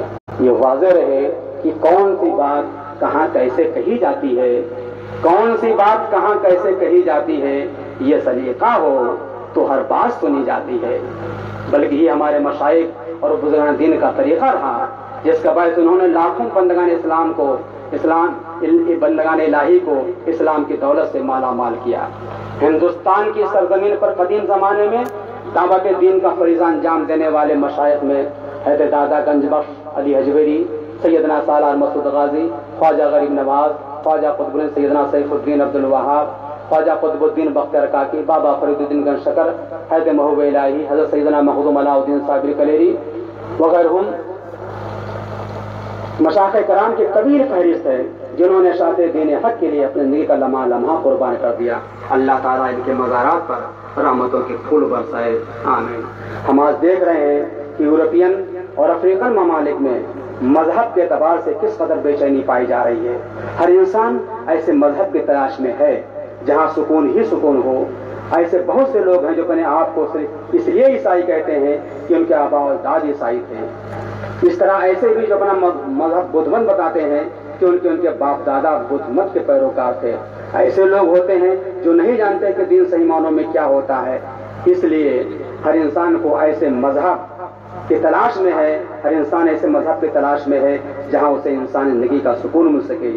اسلام کے علاوہ دوسرے مذاہب کے لوگ جس طرح اپنے مذہب کے تبلیغ میں سرگرم عمل ہیں، اس کا 10واں حصہ بھی سرگرمی ہمارے ہاں نہیں پائی جاتی ہے، جبکہ ہم سبھی جانتے ہیں کہ انسانیت کو ابدی سکون صرف اسلام ہی دے سکتا ہے، کیونکہ مذہب اسلام کا تمام تر انحصار روحانیت پر ہے، مادہ پرستی پر نہیں۔ جنہوں نے اس فلسفے کو سمجھا ہے، اسلام سے قریب آنے میں دیر نہیں لگی۔ دنیا بھی سچے مذہب کی تلاش میں ہے، مگر افسوس ہم میں صلاحیت نہیں، ورنہ اور نہ ہی پہلے جیسے مشائخ اور داعیان اسلام ہیں کہ ہم ان کے بیچ جا کر ان کے زبان میں ان کی دعوت کو دین کو دے سکیں۔ اس کی شاید وجہ یہی ہے کہ اکثر مدارس میں انتظامیہ کا بے علم و عمل ہونے کے علاوہ مدارس کے بنیادی مقاصد سے دور ہونا بھی ہے۔ دعوت و تبلیغ کے مرکزی مقصد کو نصاب تعلیم میں کوئی جگہ نہ دینا بھی ہے۔ سیرت و تاریخ اور تصوف پر کتابیں داخلی نصاب نہ ہونا بھی ہے۔ قرآن کریم کا بالاسباب اور حدیثوں کا گہرا مطالعہ نہ ہونا بھی ہے۔ مدارس نظام کار میں تربیت کا کوئی اہتمام نہ ہونا، جبکہ سیکھنے کا عمل آداب تعلیم اور آداب تربیت سے پورا ہوتا ہے۔ اساتذہ مدارس میں دعوتی فکر و کردار کا حامل نہ ہونا جو اپنے شاگردوں کے لیے نمونہ بن سکیں۔ اخلاص و للہیت، دینی حمیت و غیرت اور احساس مسئولیت کی کمی، مادی ضروریات اور خواہشات کا بڑھتا رجحان۔ اشرفیہ نے جو نصاب تعلیم مگر اس کے ساتھ ساتھ دین کی دعوت بھی ہمیں دوسروں تک ضرور پہنچانی چاہیے۔ شاید آپ کو معلوم ہو کہ اعلیٰ حضرت امام احمد رضا قادری رحمۃ اللہ علیہ کی امام پر مبلغ اسلام حضرت مولانا عبدالعلی میٹھی رحمۃ اللہ نے دعوت تبلیغ کی جو خدمت انجام دی، اس کی مثال 20ویں صدی میں نہیں پیش کی جا سکتی ہے۔ اس کا اعتراف صرف علماء سنت نے نہیں کیا ہے، دیوبندیوں نے بھی کیا ہے، اہل جماعتیوں نے بھی کیا ہے، غیر مقلدین نے بھی کیا ہے، اور ان کے رسائل و جرائد کے اندر بھی اس کا اعتراف موجود ہے۔ ان کے بیٹے قائد سنت مولانا شاہ احمد نورانی اور بیٹی ڈاکٹر فریدہ نے بھی اپنے حیات میں جدائنا کردار ادا کیا۔ وہ آج تمام علماء کے لیے قابل تقلید اور مشعل راہ ہے۔ مبلغ اسلام مولانا عبدالعلی میٹھی تقریباً محتاط روایت کے مطابق 75,000 اور ان کے فرزند قائد سنت مولانا شاہ احمد نورانی نے 1,00,000 بندگان الہی کو دامن الہی دامن حق سے وابستہ کیا۔ حیرت تو یہ ہے کہ یہ سب کچھ اس دور میں ہوا جبکہ سفر کی سہولتیں نہیں تھیں۔ انجان جزیروں غیر مانوس آبادیوں میں جا کر پہلے ان کی زبان سیکھا، ان کی تہذیب و ثقافت سے آشنائی حاصل کی، اور پھر انہیں دین حق کی دعوت دے کر اسلام کی طرف مائل کیا۔ یہ کوئی آسان کام نہیں تھا۔ ان حضرات نے اس طرح کی زبانیں سیکھی، اور نہ صرف بولنے اور سمجھنے کی حد تک بلکہ انہیں کی زبانوں میں ان حضرات ان لوگوں کے لگائے ہوئے اسٹیج پر تقریریں کرتے اور انہیں کی زبان میں انہیں دعوت اسلام پیش کرتے۔ یہ ساری باتیں آپ کتابوں میں پڑھیں گے، پر بہت بڑا ضخیم مجموعہ مبلغ اسلام کے نام سے شائع ہو چکا ہے۔ ہماری بھی کتاب تذکرہ خواندات و علمیہ کے نام سے شائع ہو چکی ہے، آپ اسے پڑھ سکتے ہیں۔ ان کردار کا حامل ہو کر ہم غیر مسلمانوں کے درمیان اسلام کی دعوت دیں گے تو ہماری ضرور باتوں کا اسی طرح اثر ہوگا جس طرح صوفیہ و مشائخ اور علماء ربانیین نے دعوت اسلام دے کر بندگان حق ایک بھاری جمعیت گمراہی سے بچا لیا تھا۔ آج بھی وہ تاریخ دہرائی جا سکتی ہے بشرطے کہ علماء اپنی دایانہ ذمہ داریوں کا بھرپور نہ صرف احساس کریں بلکہ اسے دوسروں کو بھی انجام دیں۔ آج بھی ہو جو براہیم سا اینا پیدا، آگ کر سکتی ہے اندازے گلستاں پیدا۔ دینی مدارس کے ذریعے ایسے افراد تیار کرنے کی ضرورت ہے جو غیروں کے اسلام کی تبلیغ کرنے میں مؤثر کردار ادا کر سکیں، اور ایسے افراد تیار کرنے کے لیے دینی مدارس کے ذمہ داران بطور خاص اساتذہ کرام دعوت و تبلیغ کے لیے جو طالبہ کو تیار کرتے وقت 10 ذیل امور کا لحاظ ضرور رکھیں۔ اس لیے اسلامی عقائد و مسائل کو نقلی دلائل سے زیادہ عقلی دلائل کی روشنی میں پیش کرنے کی صلاحیت ان میں ہونی چاہیے۔ غیروں کی خامیاں معلوم کرنے کے لیے ادیان و مذہب سوداگری میں نہ سرکار میں کام پانے کے قابل، نہ دربار میں لب ہلانے کے قابل، نہ جنگل میں ریوڑ چلانے کے قابل، نہ بازار میں بوجھ اٹھانے کے قابل، نہ پڑھتے تو 100 طرح کھاتے کما کر وہ کھوئے گئے اور تعلیم پا کر جو پوچھو کہ حضرت نے جو کچھ پڑھا ہے مراد آپ کی اس کے پڑھنے سے کیا ہے، مفاد اس میں دنیا کا یا دین کا ہے، نتیجہ کوئی یا کوئی اس کے سوا ہے، تو مجذوب کی طرح سب کچھ کہیں گے جواب اس کا لیکن نہ کچھ دے سکیں گے۔ حضرات اس وقت مدارس کا یہ حال ہے، جیسا یہ سب مدارس کا نہیں بیشتر مدارس کا ہے، جو مدارس کام کر رہے ہیں بلا شبہ انہیں سے آج یہ اسلام روشن بھی ہے، سماج میں جو کچھ سدھار پائی جا رہی ہے یہ انہیں مدارس کا فیضان ہے، جس میں ہم کہہ سکتے ہیں الحمدللہ اشرفیہ ان میں سرفر فہرست ہے اور سر اول ہے۔ لیکن صورتحال بیشتر مدارس کا یہی ہے جو کچھ ہم نے آپ کے سامنے بیان کیا ہے۔ مدارس کی تعداد سینکڑوں میں ہیں، جو مدارس صحیح معنوں میں اپنے قیام کے اغراض و مقاصد پورے کر رہے ہیں انہیں انگلیوں پر گنا جا سکتا ہے۔ بحمد تعالیٰ الجامع شرف مبارک پور انہیں میں سے ایک ہے۔ حضور حافظ ملت علیہ رحمت و رضوان کے لگائے ہوئے اس چمنستان علم و حکمت کو اللہ تعالیٰ تا قیام قیامت سر سبز و شاداب رکھے، آمین۔ تمام دینی مدارس کے ذمہ داران سے ہماری گزارش ہے کہ لادینیت اور سیکولر قوتوں کا قبضہ بڑھتا جا رہا ہے، اسلامی ممالک میں صہیونیت کی جڑیں مضبوط ہوتی جا رہی ہیں، اس لیے دینی مدارس کے ذمہ داران کو دینی مدارس کے قیام بنیادی مقاصد کی طرف بھرپور توجہ دینی ہوگی اور اس کی افادیت کو بھرپور بروئے کا لانا ہوگا۔ دینی مدارس کی تدریسی تحقیقی دعوتی سرگرمیوں میں تیزی لانی ہوگی، درس و تدریس کے زاویے کو بنانا ہوگا، جس کے سبب آج دوسری قومیں علمی دنیا کی قیادت کر رہی ہیں۔ سوچنے اور برتنے کا انداز بدلنا ہوگا۔ فولاد کی تلوار کا زمانہ ختم ہو چکا ہے، اب قلم کے تلوار سے مار کے سر کیے جا رہے ہیں۔ پہلے کسی محدود رقبے میں کفر و دلالت کی اشاعت کے لیے سالہ سال کی مدت درکار ہوتی تھی، اب پرہیز کی بدولت صرف جنگوں میں شقاوتوں کا ایک عالمگیر سیلاب امڑ سکتا ہے۔ لہذا ہمارے مدارس کے فضلہ کو اپنی سرگرمیوں کو بہتر طور پر انجام دینے کے لیے ہر طرح سے جد و جہد کرنی ہوگی، جبھی ہم دینی مذہبی بے راہروی پر قابو پا سکیں گے۔ دینی مدارس کے اساتذہ ذمہ داران جو یہاں موجود ہیں اور ہمارے طلبہ جو یہاں موجود ہیں جن کے کنھوں پر ملت کی فلاح و بقا کا انحصار ہے، ان سے میں صرف اتنا عرض کروں گا کہ تو انقلاب کی آمد کا انتظار نہ کر، تو انقلاب کی آمد کا انتظار نہ کر، جو ہو سکے تو خود انقلاب پیدا کر۔ مجھے امید ہے یہ چند باتیں جو ہم نے آپ کے سامنے دینی مدارس کے مقاصد کے حوالے سے گفتگو کی ہے، انشاءاللہ تعالی اب آپ کا عمل مزید آگے بڑھے گا، اور اس کے مطابق اس لیے کہ عمل کے بعد جب آپ میدان میں قدم رکھیں گے یہاں سے نکلنے کے بعد تو طرح طرح کی مشکلات کا آپ کو سامنا کرنا پڑے گا۔ روکنے والے بہت زیادہ ہیں، دشمنی کرنے والے بہت زیادہ ملیں گے، مگر انہیں کے بیچ میں نکلنا ہوگا آپ کو اور ترقی کرنی ہوگی۔ جس طرح آپ نے دیکھا ہوگا تو علماء کرام اساتذہ کرام فرمایا کرتے تھے جیسے اینٹ کا بھٹھا ہوتا ہے، اینٹ پر اینٹ دبی ہوتی ہے مگر اس میں ایک ہلکا سا پودا جو گھاس کا ہوتا ہے نکل جاتا ہے، اینٹ کے دبنے کے باوجود بھی گھاس کا پودا نکل جاتا ہے اور بڑے توانا بھی شکل اختیار کر لیتا ہے۔ ایسے بھی آج کے ماحول میں آپ کو ایسے دشمنوں کے بیچ میں مخالفین و معاندین کے بیچ میں جس طرح وہ پودا نکل جاتا ہے آپ کو اپنا کام بڑھ کر کے آگے نکالنا ہوگا، اس لیے کہ قدم قدم پر لوگ بیٹھے ہوں گے۔ اب اس کام کو آگے بڑھانے کے لیے اپنے آپ کو آپ کیسے ڈھالیں گے؟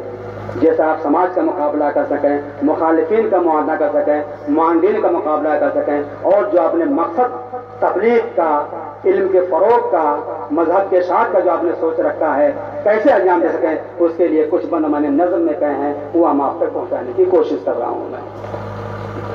کیا کرنا پڑے گا آپ کو، کس طرح اپنے آپ کو ڈھالنا ہوگا، کیسے بدلنا ہوگا تاکہ آپ عملی دنیا میں آپ کامیاب ہو سکیں؟ آسماں کی رفتوں سے طرز یاری سیکھ لو۔ کیا کیا آپ کو سیکھنا ہے تاکہ آپ میدان عمل میں کامیاب بن سکیں؟ آسماں کی رفتوں سے طرز یاری سیکھ لو، سر اٹھا کر چلنے والوں خاکساری سیکھ لو۔ پیش خیمہ ہے تنزل کا تکبر اور غرور، پیش خیمہ ہے تنزل کا تکبر اور غرور، مرتبہ چاہو تو پہلے انکساری سیکھ لو۔ خود بدل جائے گا نفرت کی فضاؤں کا مزاج، خود بدل جائے گا نفرت کی فضاؤں کا مزاج، پیار کی خوشبو لٹاؤ مشک باری سیکھ لو، پیار کی خوشبو لٹاؤ مشک باری سیکھ لو، پھر تمہارے پائے بوسی کو بلندی آئے گی، پھر تمہارے پائے بوسی کو بلندی آئے گی، سب دلوں پر راج کر کے تاجداری سیکھ لو۔ سب کی نظروں میں اگر رہنا ہے تم کو محترم، سب کی نظروں میں اگر رہنا ہے تم کو محترم، سب کی نظروں میں اگر رہنا ہے تم کو محترم، پیار کے لہجے میں بولو بردباری سیکھ لو، پیار کے لہجے میں بولو بردباری سیکھ لو۔ یہ نصیحت سب کو ہے، ہم سب کی جانب، ہم میری جانب سے بھی، تمام اساتذہ کرام جو یہاں بیٹھے ہوئے ہیں ان کی طرف سے بھی، جو ذمہ داران شرکیہ ان کی طرف سے بھی یہ گزارش ہے کہ یہ نصیحت سب کو ہے، ہم سب کی جانب سے سنو، لاؤبالی پن کو چھوڑو ذمہ داری سیکھ لو، لاؤبالی پن کو چھوڑو ذمہ داری سیکھ لو۔ وقت کتنا محترم ہے یہ وہی بتلائے گا، وقت کتنا محترم ہے یہ وہی بتلائے گا، قدر کرنا وقت کی سب باری باری سیکھ لو، قدر کرنا وقت کی سب باری باری سیکھ لو۔ اور نفس دشمن ہے سبھی کا یہ تمہیں معلوم ہے، نفس دشمن ہے سبھی کا یہ تمہیں معلوم ہے، صبح گاہی پیش رفت گریہ گزاری سیکھ لو۔ جب صبح سویرے جب دنیا سوئے گی آپ اٹھ کر کے بارگاہ رب العزت میں گریہ گزاری کرو گے تو پھر آپ باکمال بن جاؤ گے۔ عطار ہو، رومی ہو، رازی ہو کہ غزالی، کچھ ہاتھ نہیں آتا بے آہے سحرگاہی، آہے سحرگاہی کرو گے تو بات بنے گی۔ دنیا سوئے گی آپ بارگاہ رب العزت میں اٹھ کر کے رو گے گڑاؤ گے تو باکمال بنو گے۔ نفس کے تعلق سے اسی لیے لکھا گیا ہے کہ نفس دشمن ہے سبھی کا یہ تمہیں معلوم ہے، صبح گاہی پیش رفت گریہ گزاری سیکھ لو۔ علم کی منزل لحد ہے،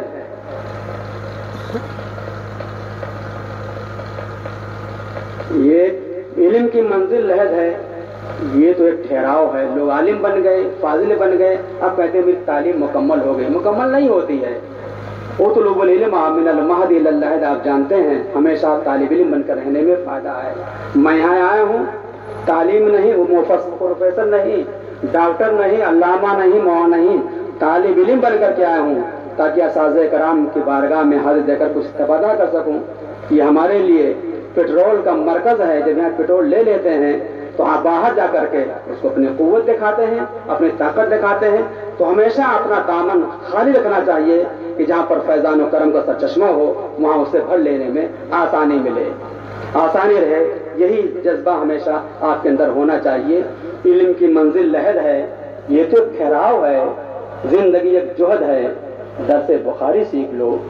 تم نے سیکھا ہے بہت کچھ اپنے ماں اور باپ سے، تم نے سیکھا ہے بہت کچھ اپنے ماں اور باپ سے، ایک انجم کی بھی مانو خاکساری سیکھ لو۔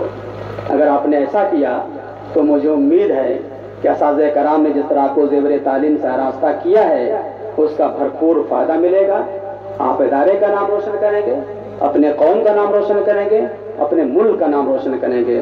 ظاہر ہے کہ ہم سب اسی لیے پڑھتے ہیں تاکہ ہم باہر جا کر کے قوم و ملت کے کام آ سکیں۔ بہتر انسان وہی ہے جو دوسروں کے کام آئے۔ اگر آپ کے اندر کچھ ہے تو لوگ آپ کے پاس آئیں گے، آپ سے مخاطب ہوں گے، اور نہیں تو تار کے درخت پر آپ کھڑے رہو کہیں جس کے پیڑ پر پھل نہ ہو، سایہ بھی نہ ہو، وہاں کوئی نہیں جاتا۔ فراز مبارک پوری کا ایک شعر ہے، پھلدار کے درخت پھلدار کے نسیم میں ہے۔ یہاں فراز مبارک پور کے شاعر تھے، وہ ہمارے شاعری کے استاد بھی تھے۔ وہ کہتے تھے کہ پھلدار کے نسیم میں ہے پتھروں کی چوٹ، پھلدار کے نسیم میں ہے پتھروں کی چوٹ، اگر حوصلہ نہیں تو پھر یہ بے ثمر رہو، اگر پھل کے رہو کوئی تمہارے پاس نہیں جائے گا، لیکن تمہارے پاس پھل ہے تو 10 لوگ آئیں گے۔ جب میں نے بتایا آپ سے کہ جب میں یہاں سے فارغ ہوا تو فراغت کے ساتھ ہی 9 مدرسے کے لوگ میرے پیچھے پڑے تھے کہ آپ میرے یہاں پڑھانے چلیں، مگر پڑھنے کا حوصلہ تھا۔ ایسی تعلیم اور ایسا شوق اساتذہ نے اشرفیہ نے میرے دل و دماغ میں ڈال دیا تھا تو وہ شوق برقرار رہا، مگر مجبوراً مجھے ایک مدرسے میں چند دنوں کے لیے مدرسی کرنی پڑی، بڑی شرطوں کے ساتھ۔ ایک شرط یہ بھی تھی کہ اگر میرا داخلہ علی گڑھ میں ہو جاتا ہے تو میں مدرسی چھوڑ دوں گا۔ وائس پرنسپل کی جگہ تھی جس پہ تقرر کے لیے زمانے میں شاید 25 لاکھ کا سودا ہوتا ہے، 30 لاکھ کا سودا ہوتا ہے وائس پرنسپل بننے کے لیے، عالیہ کے مدرس کے لیے۔ میرے پاس بڑی روایتیں موجود ہیں، یہ میں ہوا میں گفتگو نہیں کر رہا ہوں، شہادتیں موجود ہیں۔ تو ایسا ہوتا ہے، اس وقت کی بات کر رہا ہوں میں۔ والدہ ماجدہ سے کہا میں نے مجھے پڑھنا ہے، کہا کیا ضرورت ہے پڑھنے کی، اتنا کھیت ہے، مدرس ہو ہی گئے ہو۔ ہم نے کہا نہیں، دنیا میں کچھ کرنے کے لیے آیا ہوں، میں کچھ کرنا چاہیے۔ مزاج تھا کہ ڈاکٹر اقبال جیسا ڈاکٹر بنوں گا، یہ شوق پہلے سے تھا۔ ہم نے بار کوشش کی، جد و جہد کی، من جدہ بجدہ، جو کوشش کرتا ہے کامیاب ہوتا ہی ہوتا ہے۔ علی گڑھ یونیورسٹی میں داخلہ ہو گیا اور بالکل دیوبندیوں وہابیوں کی کڑی میں پہنچ گیا۔ میں پہلا سنی بریلوی طالب علم تھا جو شعبے میں داخل ہوا تھا۔ اب بتائیے کہ کس قدر مجھے پریشان کیا گیا ہوگا، انٹرویو کے بنانے پہ، انٹروڈکشن کے بنانے پہ، نہیں کس کس انداز سے بڑی پریشانیوں کا سامنا کرنا پڑا گیا، مگر ہر ایک چیز کے مسئلے کا حل صبر و ضبط ہے۔ اس صبر و ضبط سے میں نے کام لیا اور بحمد تعالیٰ علی گڑھ مسلم یونیورسٹی میں بھی علم کے اندر میں نے 12 لڑکوں میں 2 نے فرسٹ ڈویژن پاس کی، جس میں سیکنڈ دوسری پوزیشن، فرسٹ ڈویژن اور دوسری پوزیشن میری تھی۔ پہلی پوزیشن اس لیے نہیں دی گئی کہ جو آپ نئے طالب علم ہو، جو یہاں پرانے طالب علم ان کا حق بنتا ہے۔ ہم نے کہا کوئی بات نہیں، مجھے دوسری پوزیشن دی گئی، اور بہرحال میں نے ساتھ ساتھ BTH بھی کیا، وہاں میں نے پہلی پوزیشن حاصل کی۔ جب میرا تقرر 1983 کے اندر ہوا تو بڑے اساتذہ کرام موجود تھے اس کے اندر انٹرویو لینے کے لیے۔ سید حامد جیسا خوفوار وائس چانسلر تھا، اس کے زمانے میں انٹرویو میرا تھا، انٹرویو اچھا ہو گیا۔ ایک صاحب پوسٹ پہ 10 سال سے کام کر رہے تھے اور بڑے مشکل سوالات مجھ سے کیے گئے، ترکیبیں پوچھی گئیں، فقط کی ترکیب کیا ہے۔ اب ایسی سوالات انٹرویو میں اور یونیورسٹی کی دنیا میں ایک مشکل سے کام تھا، لیکن جب میں نے جواب دے دیا تو وائس چانسلر کچھ آمادہ ہوئے میری طرف کہ یہاں لڑکا ٹھیک ہے۔ تو ایک صاحب نے کان میں کہا جو تبلیغ جماعت کے تھے، بریلوی ہے بریلوی، تو سید حامد صاحب نے کہا کہ یونیورسٹی سب کے لیے ہے۔ وہ جملہ ان کا آج تک مجھے یاد ہے کہ میرا تقرر ہو گیا اور پھر میں نے وہاں کام کیا 1 سال، پھر PhD میں داخلہ لیا، پھر 86 مکمل ہو گئے، پھر انٹرویو کی بات آئی۔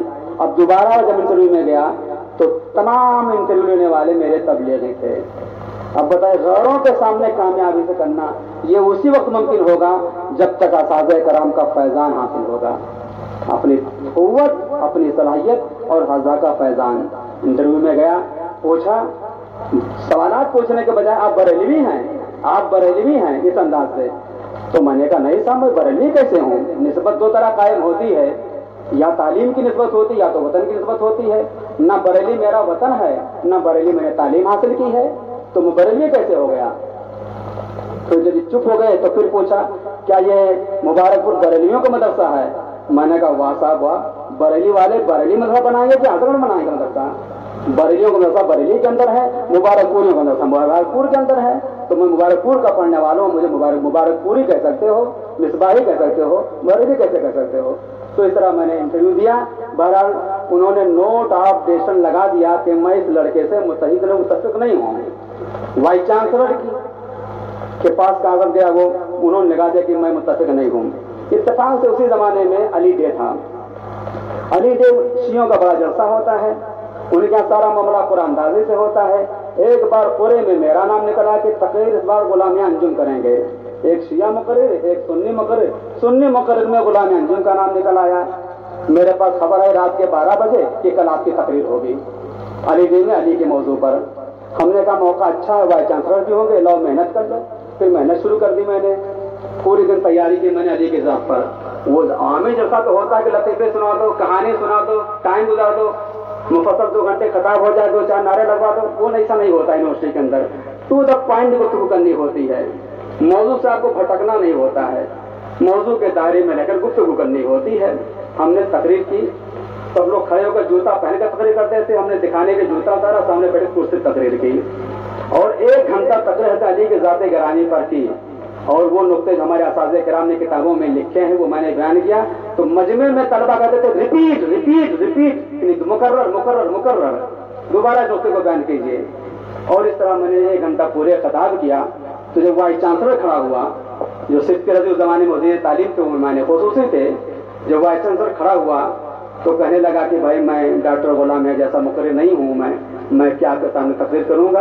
वो 15-20 मिनट बोला, फिर उसके बाद बैठ गया। जब जलसा खत्म हुआ, हम लोग खाने पे गए, तो वाइस चांसलर कहने लगा कि आप करते क्या हैं। तो मैंने कहा साहब ऐसा है कि मैं क्या करता हूँ इसको बताने के लिए मुझे यहाँ नहीं आपके ऑफिस में टाइम चाहिए, वहाँ आना चाहता हूँ मैं। कहा आओ टाइम लेकर के। मैंने पूरा अपना खाता तैयार किया कि मैं कहाँ पढ़ा मदरसे में और कैसे यूनिवर्सिटी में आया, किस घर का हूँ मैं, मेरे बारे में उलमा दानिश्वरों की क्या राय है, पूरा लिखकर तस्वीर उनके पास ले गया।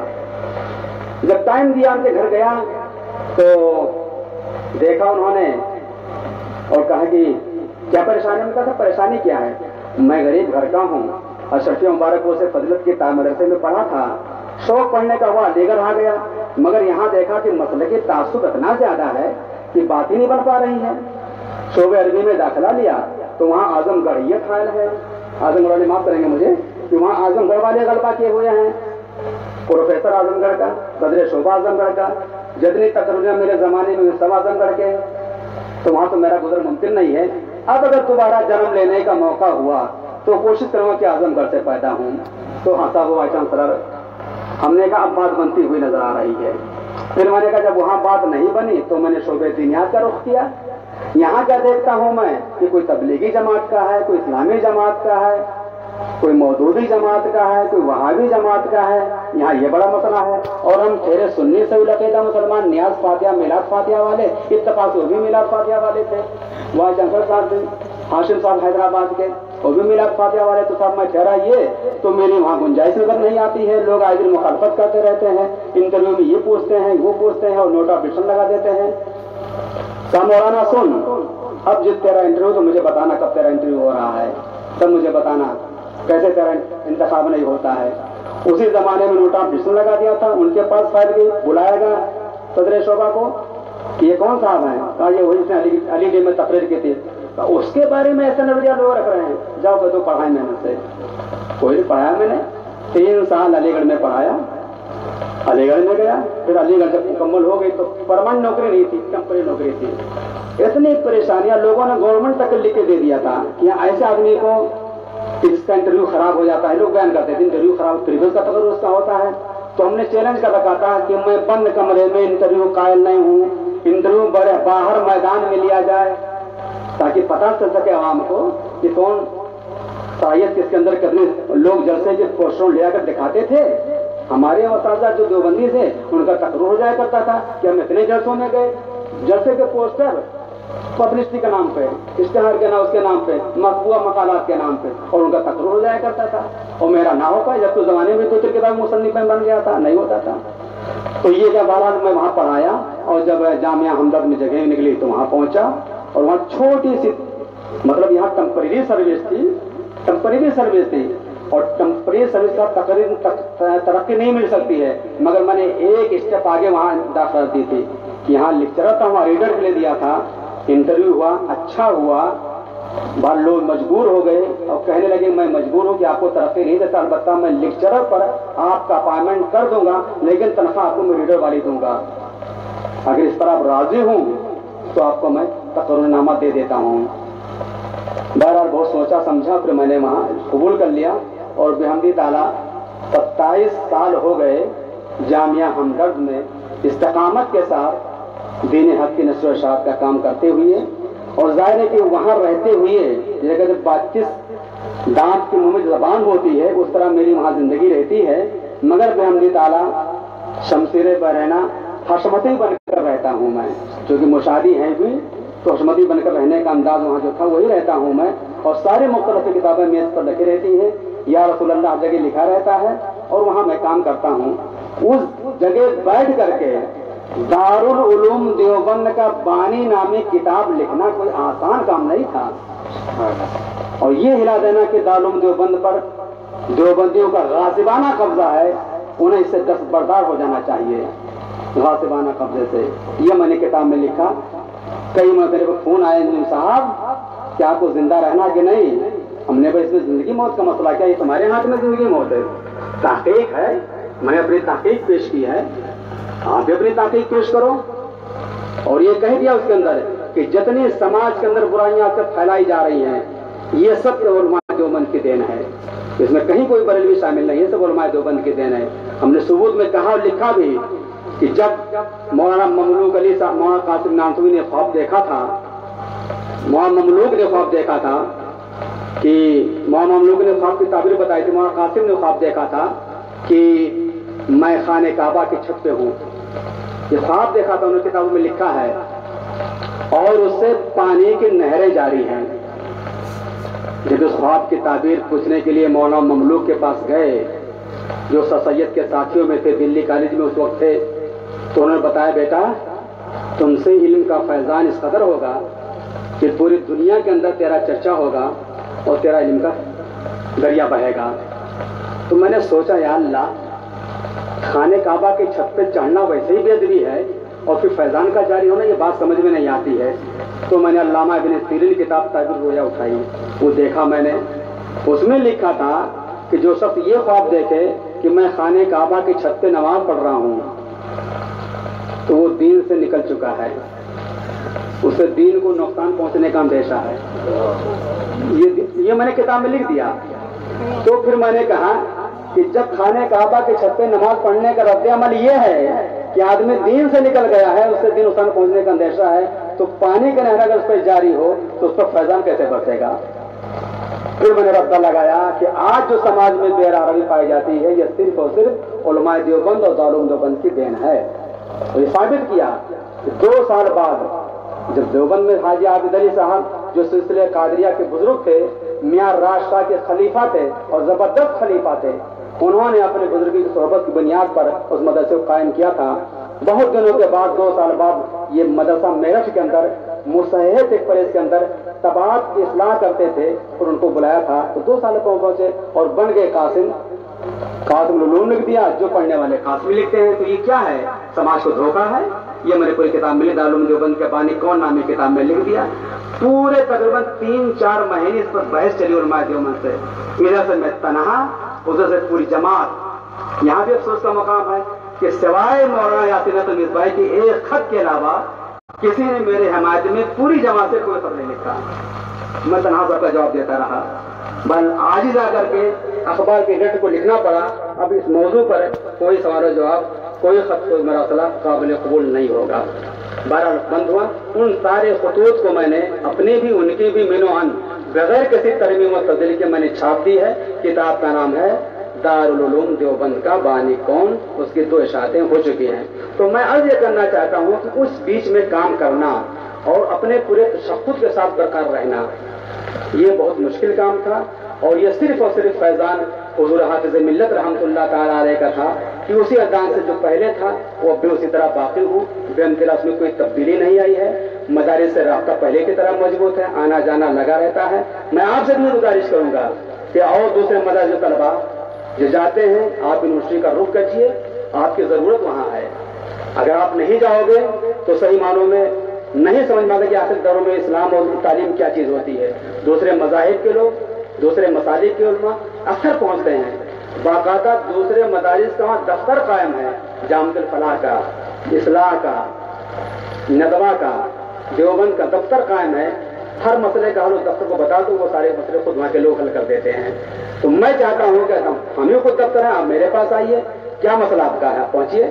سارے مدارس عربیہ جو سنت جماعت کے ہیں بحمدی تعالیٰ، میں نے ان کو یونیورسٹیوں سے رابطہ قائدانے میں کلیدی کردار ادا کیا۔ 1982 کے اندر یا 83 میں پہلی بار میں نے سید احمد وائس چانسلر کو یہاں لایا تھا، میں یہ دکھانے کے لیے کہ مدارس بھی بڑے اچھے تعداد میں دن کی خدمت انجام دے رہے ہیں، ان کی خدمات کو بھی قابل قبول کرنا چاہیے اور اپنے انسٹیٹیوٹ ان کو جگہ دینی چاہیے، وہاں لایا تھا میں۔ بہرحال حالات مخالفتیں اتنی زیادہ ہوتی رہیں کہ بہت بعد میں اشرفیہ کو وہاں مقبولیت ملی۔ علی جامعہ ملیہ اسلامیہ کے اندر جب نوبت آئی تو آپ کو حیرت ہوگی، محمد حسن صاحب ناظم اعلیٰ اس زمانے میں تھے، میرے پاس آیا کہ انجم کا بڑا اچھا موقع ہے، ایک صاحب پروفیسر تھے اور اشرفیہ کو منظور کرا دیجئے۔ ہم نے کہا اگر خط و کتابت کرتا ہوں اشرفیہ سے تو نہیں بات بن پائے گی، زمانہ لگ جائے گا، لائیے کہاں سائن کرنا، ان کے سائن میں کر دیتا ہوں۔ فارم بھرا میں نے، دعوت میں نے خود لکھے اور خود میں نے اپنے سائن محترم کے نام سے کر کے جا کے جمع کر دیا، اور بحمدی تعالیٰ وہاں بھی منظوری مل گئی اور طلبہ وہاں بھی پہنچتے ہیں۔ جامعہ حمدت میں تو میں نے خود بغیر دیکھے بغیر بھالے میں نے کر دیا تھا، گھر کے جینو بھی پہنچ رہے ہیں، تو رخ کرنا چاہیے۔ سارے مدرسے کے طلبہ مدرسے کو دنیا میں رہ جائیں ایسی بات نہیں، آپ کی ضرورت وہاں بھی ہے اور بڑے مواقع ترقی کرنے کے۔ اگر ابھی ادب پر آپ کو عبور ہے، میں دیکھتا ہوں جہاں کہیں میں نظر آتا ہوں، ندوہ کا نظر آتا ہے، دیوبند کا نظر آتا ہے، فلاح کا نظر آتا ہے، وہی لوگ نظر آتے ہیں۔ آپ ٹرانسلیٹ کا کام کیجیے، ایمبیسیز میں جائیے، آپ ہاسپٹل کے اندر جو بہت سے لوگ دوا کرانے آتے ہیں ان کی ترجمانی کیجیے، بڑے پیسے ملتے ہیں، بڑے بڑے مکانات ان لوگوں کے جو خالی ترجمانی کام کرتے ہیں۔ تو ایسا نہیں ہے، بڑے پیسے بھی ہیں، عزت بھی ہے، دولت بھی ہے، سب کچھ ہے، پر نکل کر دیکھنے کی ضرورت ہے۔ اجنبی ضرور ہوگی، تھوڑی پریشانی ضرور آئے گی، لیکن لوگ ملتے جائیں گے اور پریشانیاں دور ہوتی جائیں گی تو انشاءاللہ کامیابی ملے گی۔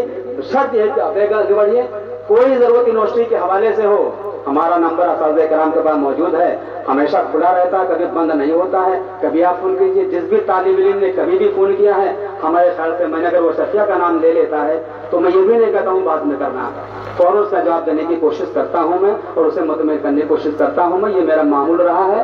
اور ویسے بھی روزانہ فون مختلف جگہوں سے آتے رہتے ہیں، تو اپنے کو اس قابل بناؤ کہ لوگ آپ کی طرف متوجہ ہوں۔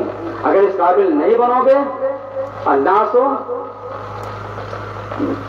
پہچان کرو اپنی، آپ بنو اس قابل کہ لوگ آپ کے پاس آئیں۔ میں زمانے میں جب تعلیم دیا تھا جامعہ ہمدرد میں، ایک صاحب اپنے بچے کو لے کر کے بیکانیر سے آئے، ہم نے کہا کیسے آنا ہوا؟ کہا صاحب بچہ میرا جو ہے کہیں آپ کی تقریر سن لی تھی ناگور کے اندر اور جامعہ میں تعارف کرا دیا، جیسے آج کے مولانا سلامی نے بہت بڑا چاہ کے میرا تعارف کرایا، وہاں بھی تعارف دینے کرا دیا تھا، سن لیا تھا۔ تو یہ تھا کہ میں ڈاکٹر انجم کی طرح بننا چاہتا ہوں، مجھے ان سے ملاقات کراؤ۔ تو بچہ اپنے والد کو لے کر کے میرے پاس جامعہ ہمدرد میں آئے۔ تو میں آپ سے کہنا چاہتا ہوں کہ اس قابل بنو آپ کہ لوگ آپ تک پہنچیں، آپ کی خدمات کو دیکھیں، آپ سراہیں اور پھر اس کی روشنی میں اپنے مستقبل کے لوگ تعمیر کریں۔ سب کچھ ہو سکتا ہے، بس یہ کہ تیرے جنون کا نتیجہ ضرور نکلے گا، اسی سیاہ سمندر سے نور نکلے گا۔ فراز مبارک پوری کا پھر ایک شعر یاد آ رہا ہے، صبح تک کون اجالوں کے لیے ترسے گا، صبح تک کون اجالوں کے لیے ترسے گا، ہم اگائیں گے اسی رات کے بن میں سورج۔ محنت کیجیے، جد و جہد کیجیے، جو سوچیے اسے کر کے دکھائیے، یہی آپ کی، چونکہ آپ جوان ماشاءاللہ ہیں، جو سوچیں گے کر کے دکھائیں گے، اساتذہ کی رہنمائی ہوگی، آپ کی جد و جہد ہوگی، پھر دنیا کی کوئی طاقت آپ کو روک نہیں سکتی ہے۔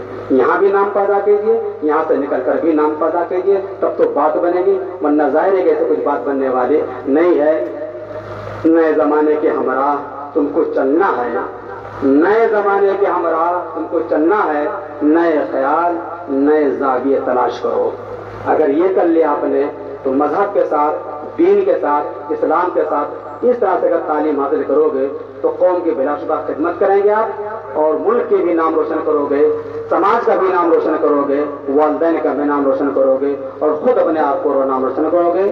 میں ان چند باتوں کے ساتھ آپ سے رخصت ہوتا ہوں، انشاءاللہ تعالی یار زندہ صحبت باقی۔ آپ سب سے دعاؤں کی درخواست ہے، خاص طور سے ہمارے اساتذہ کرام، کچھ اساتذہ کی منزل میں ہیں، کچھ ہمارے ساتھیوں میں سے ہیں، میں سب سے دعا کا درخواست ہوں کہ اللہ تعالی ہمیں یونیورسٹی کی دنیا میں ثابت قدم رکھے اور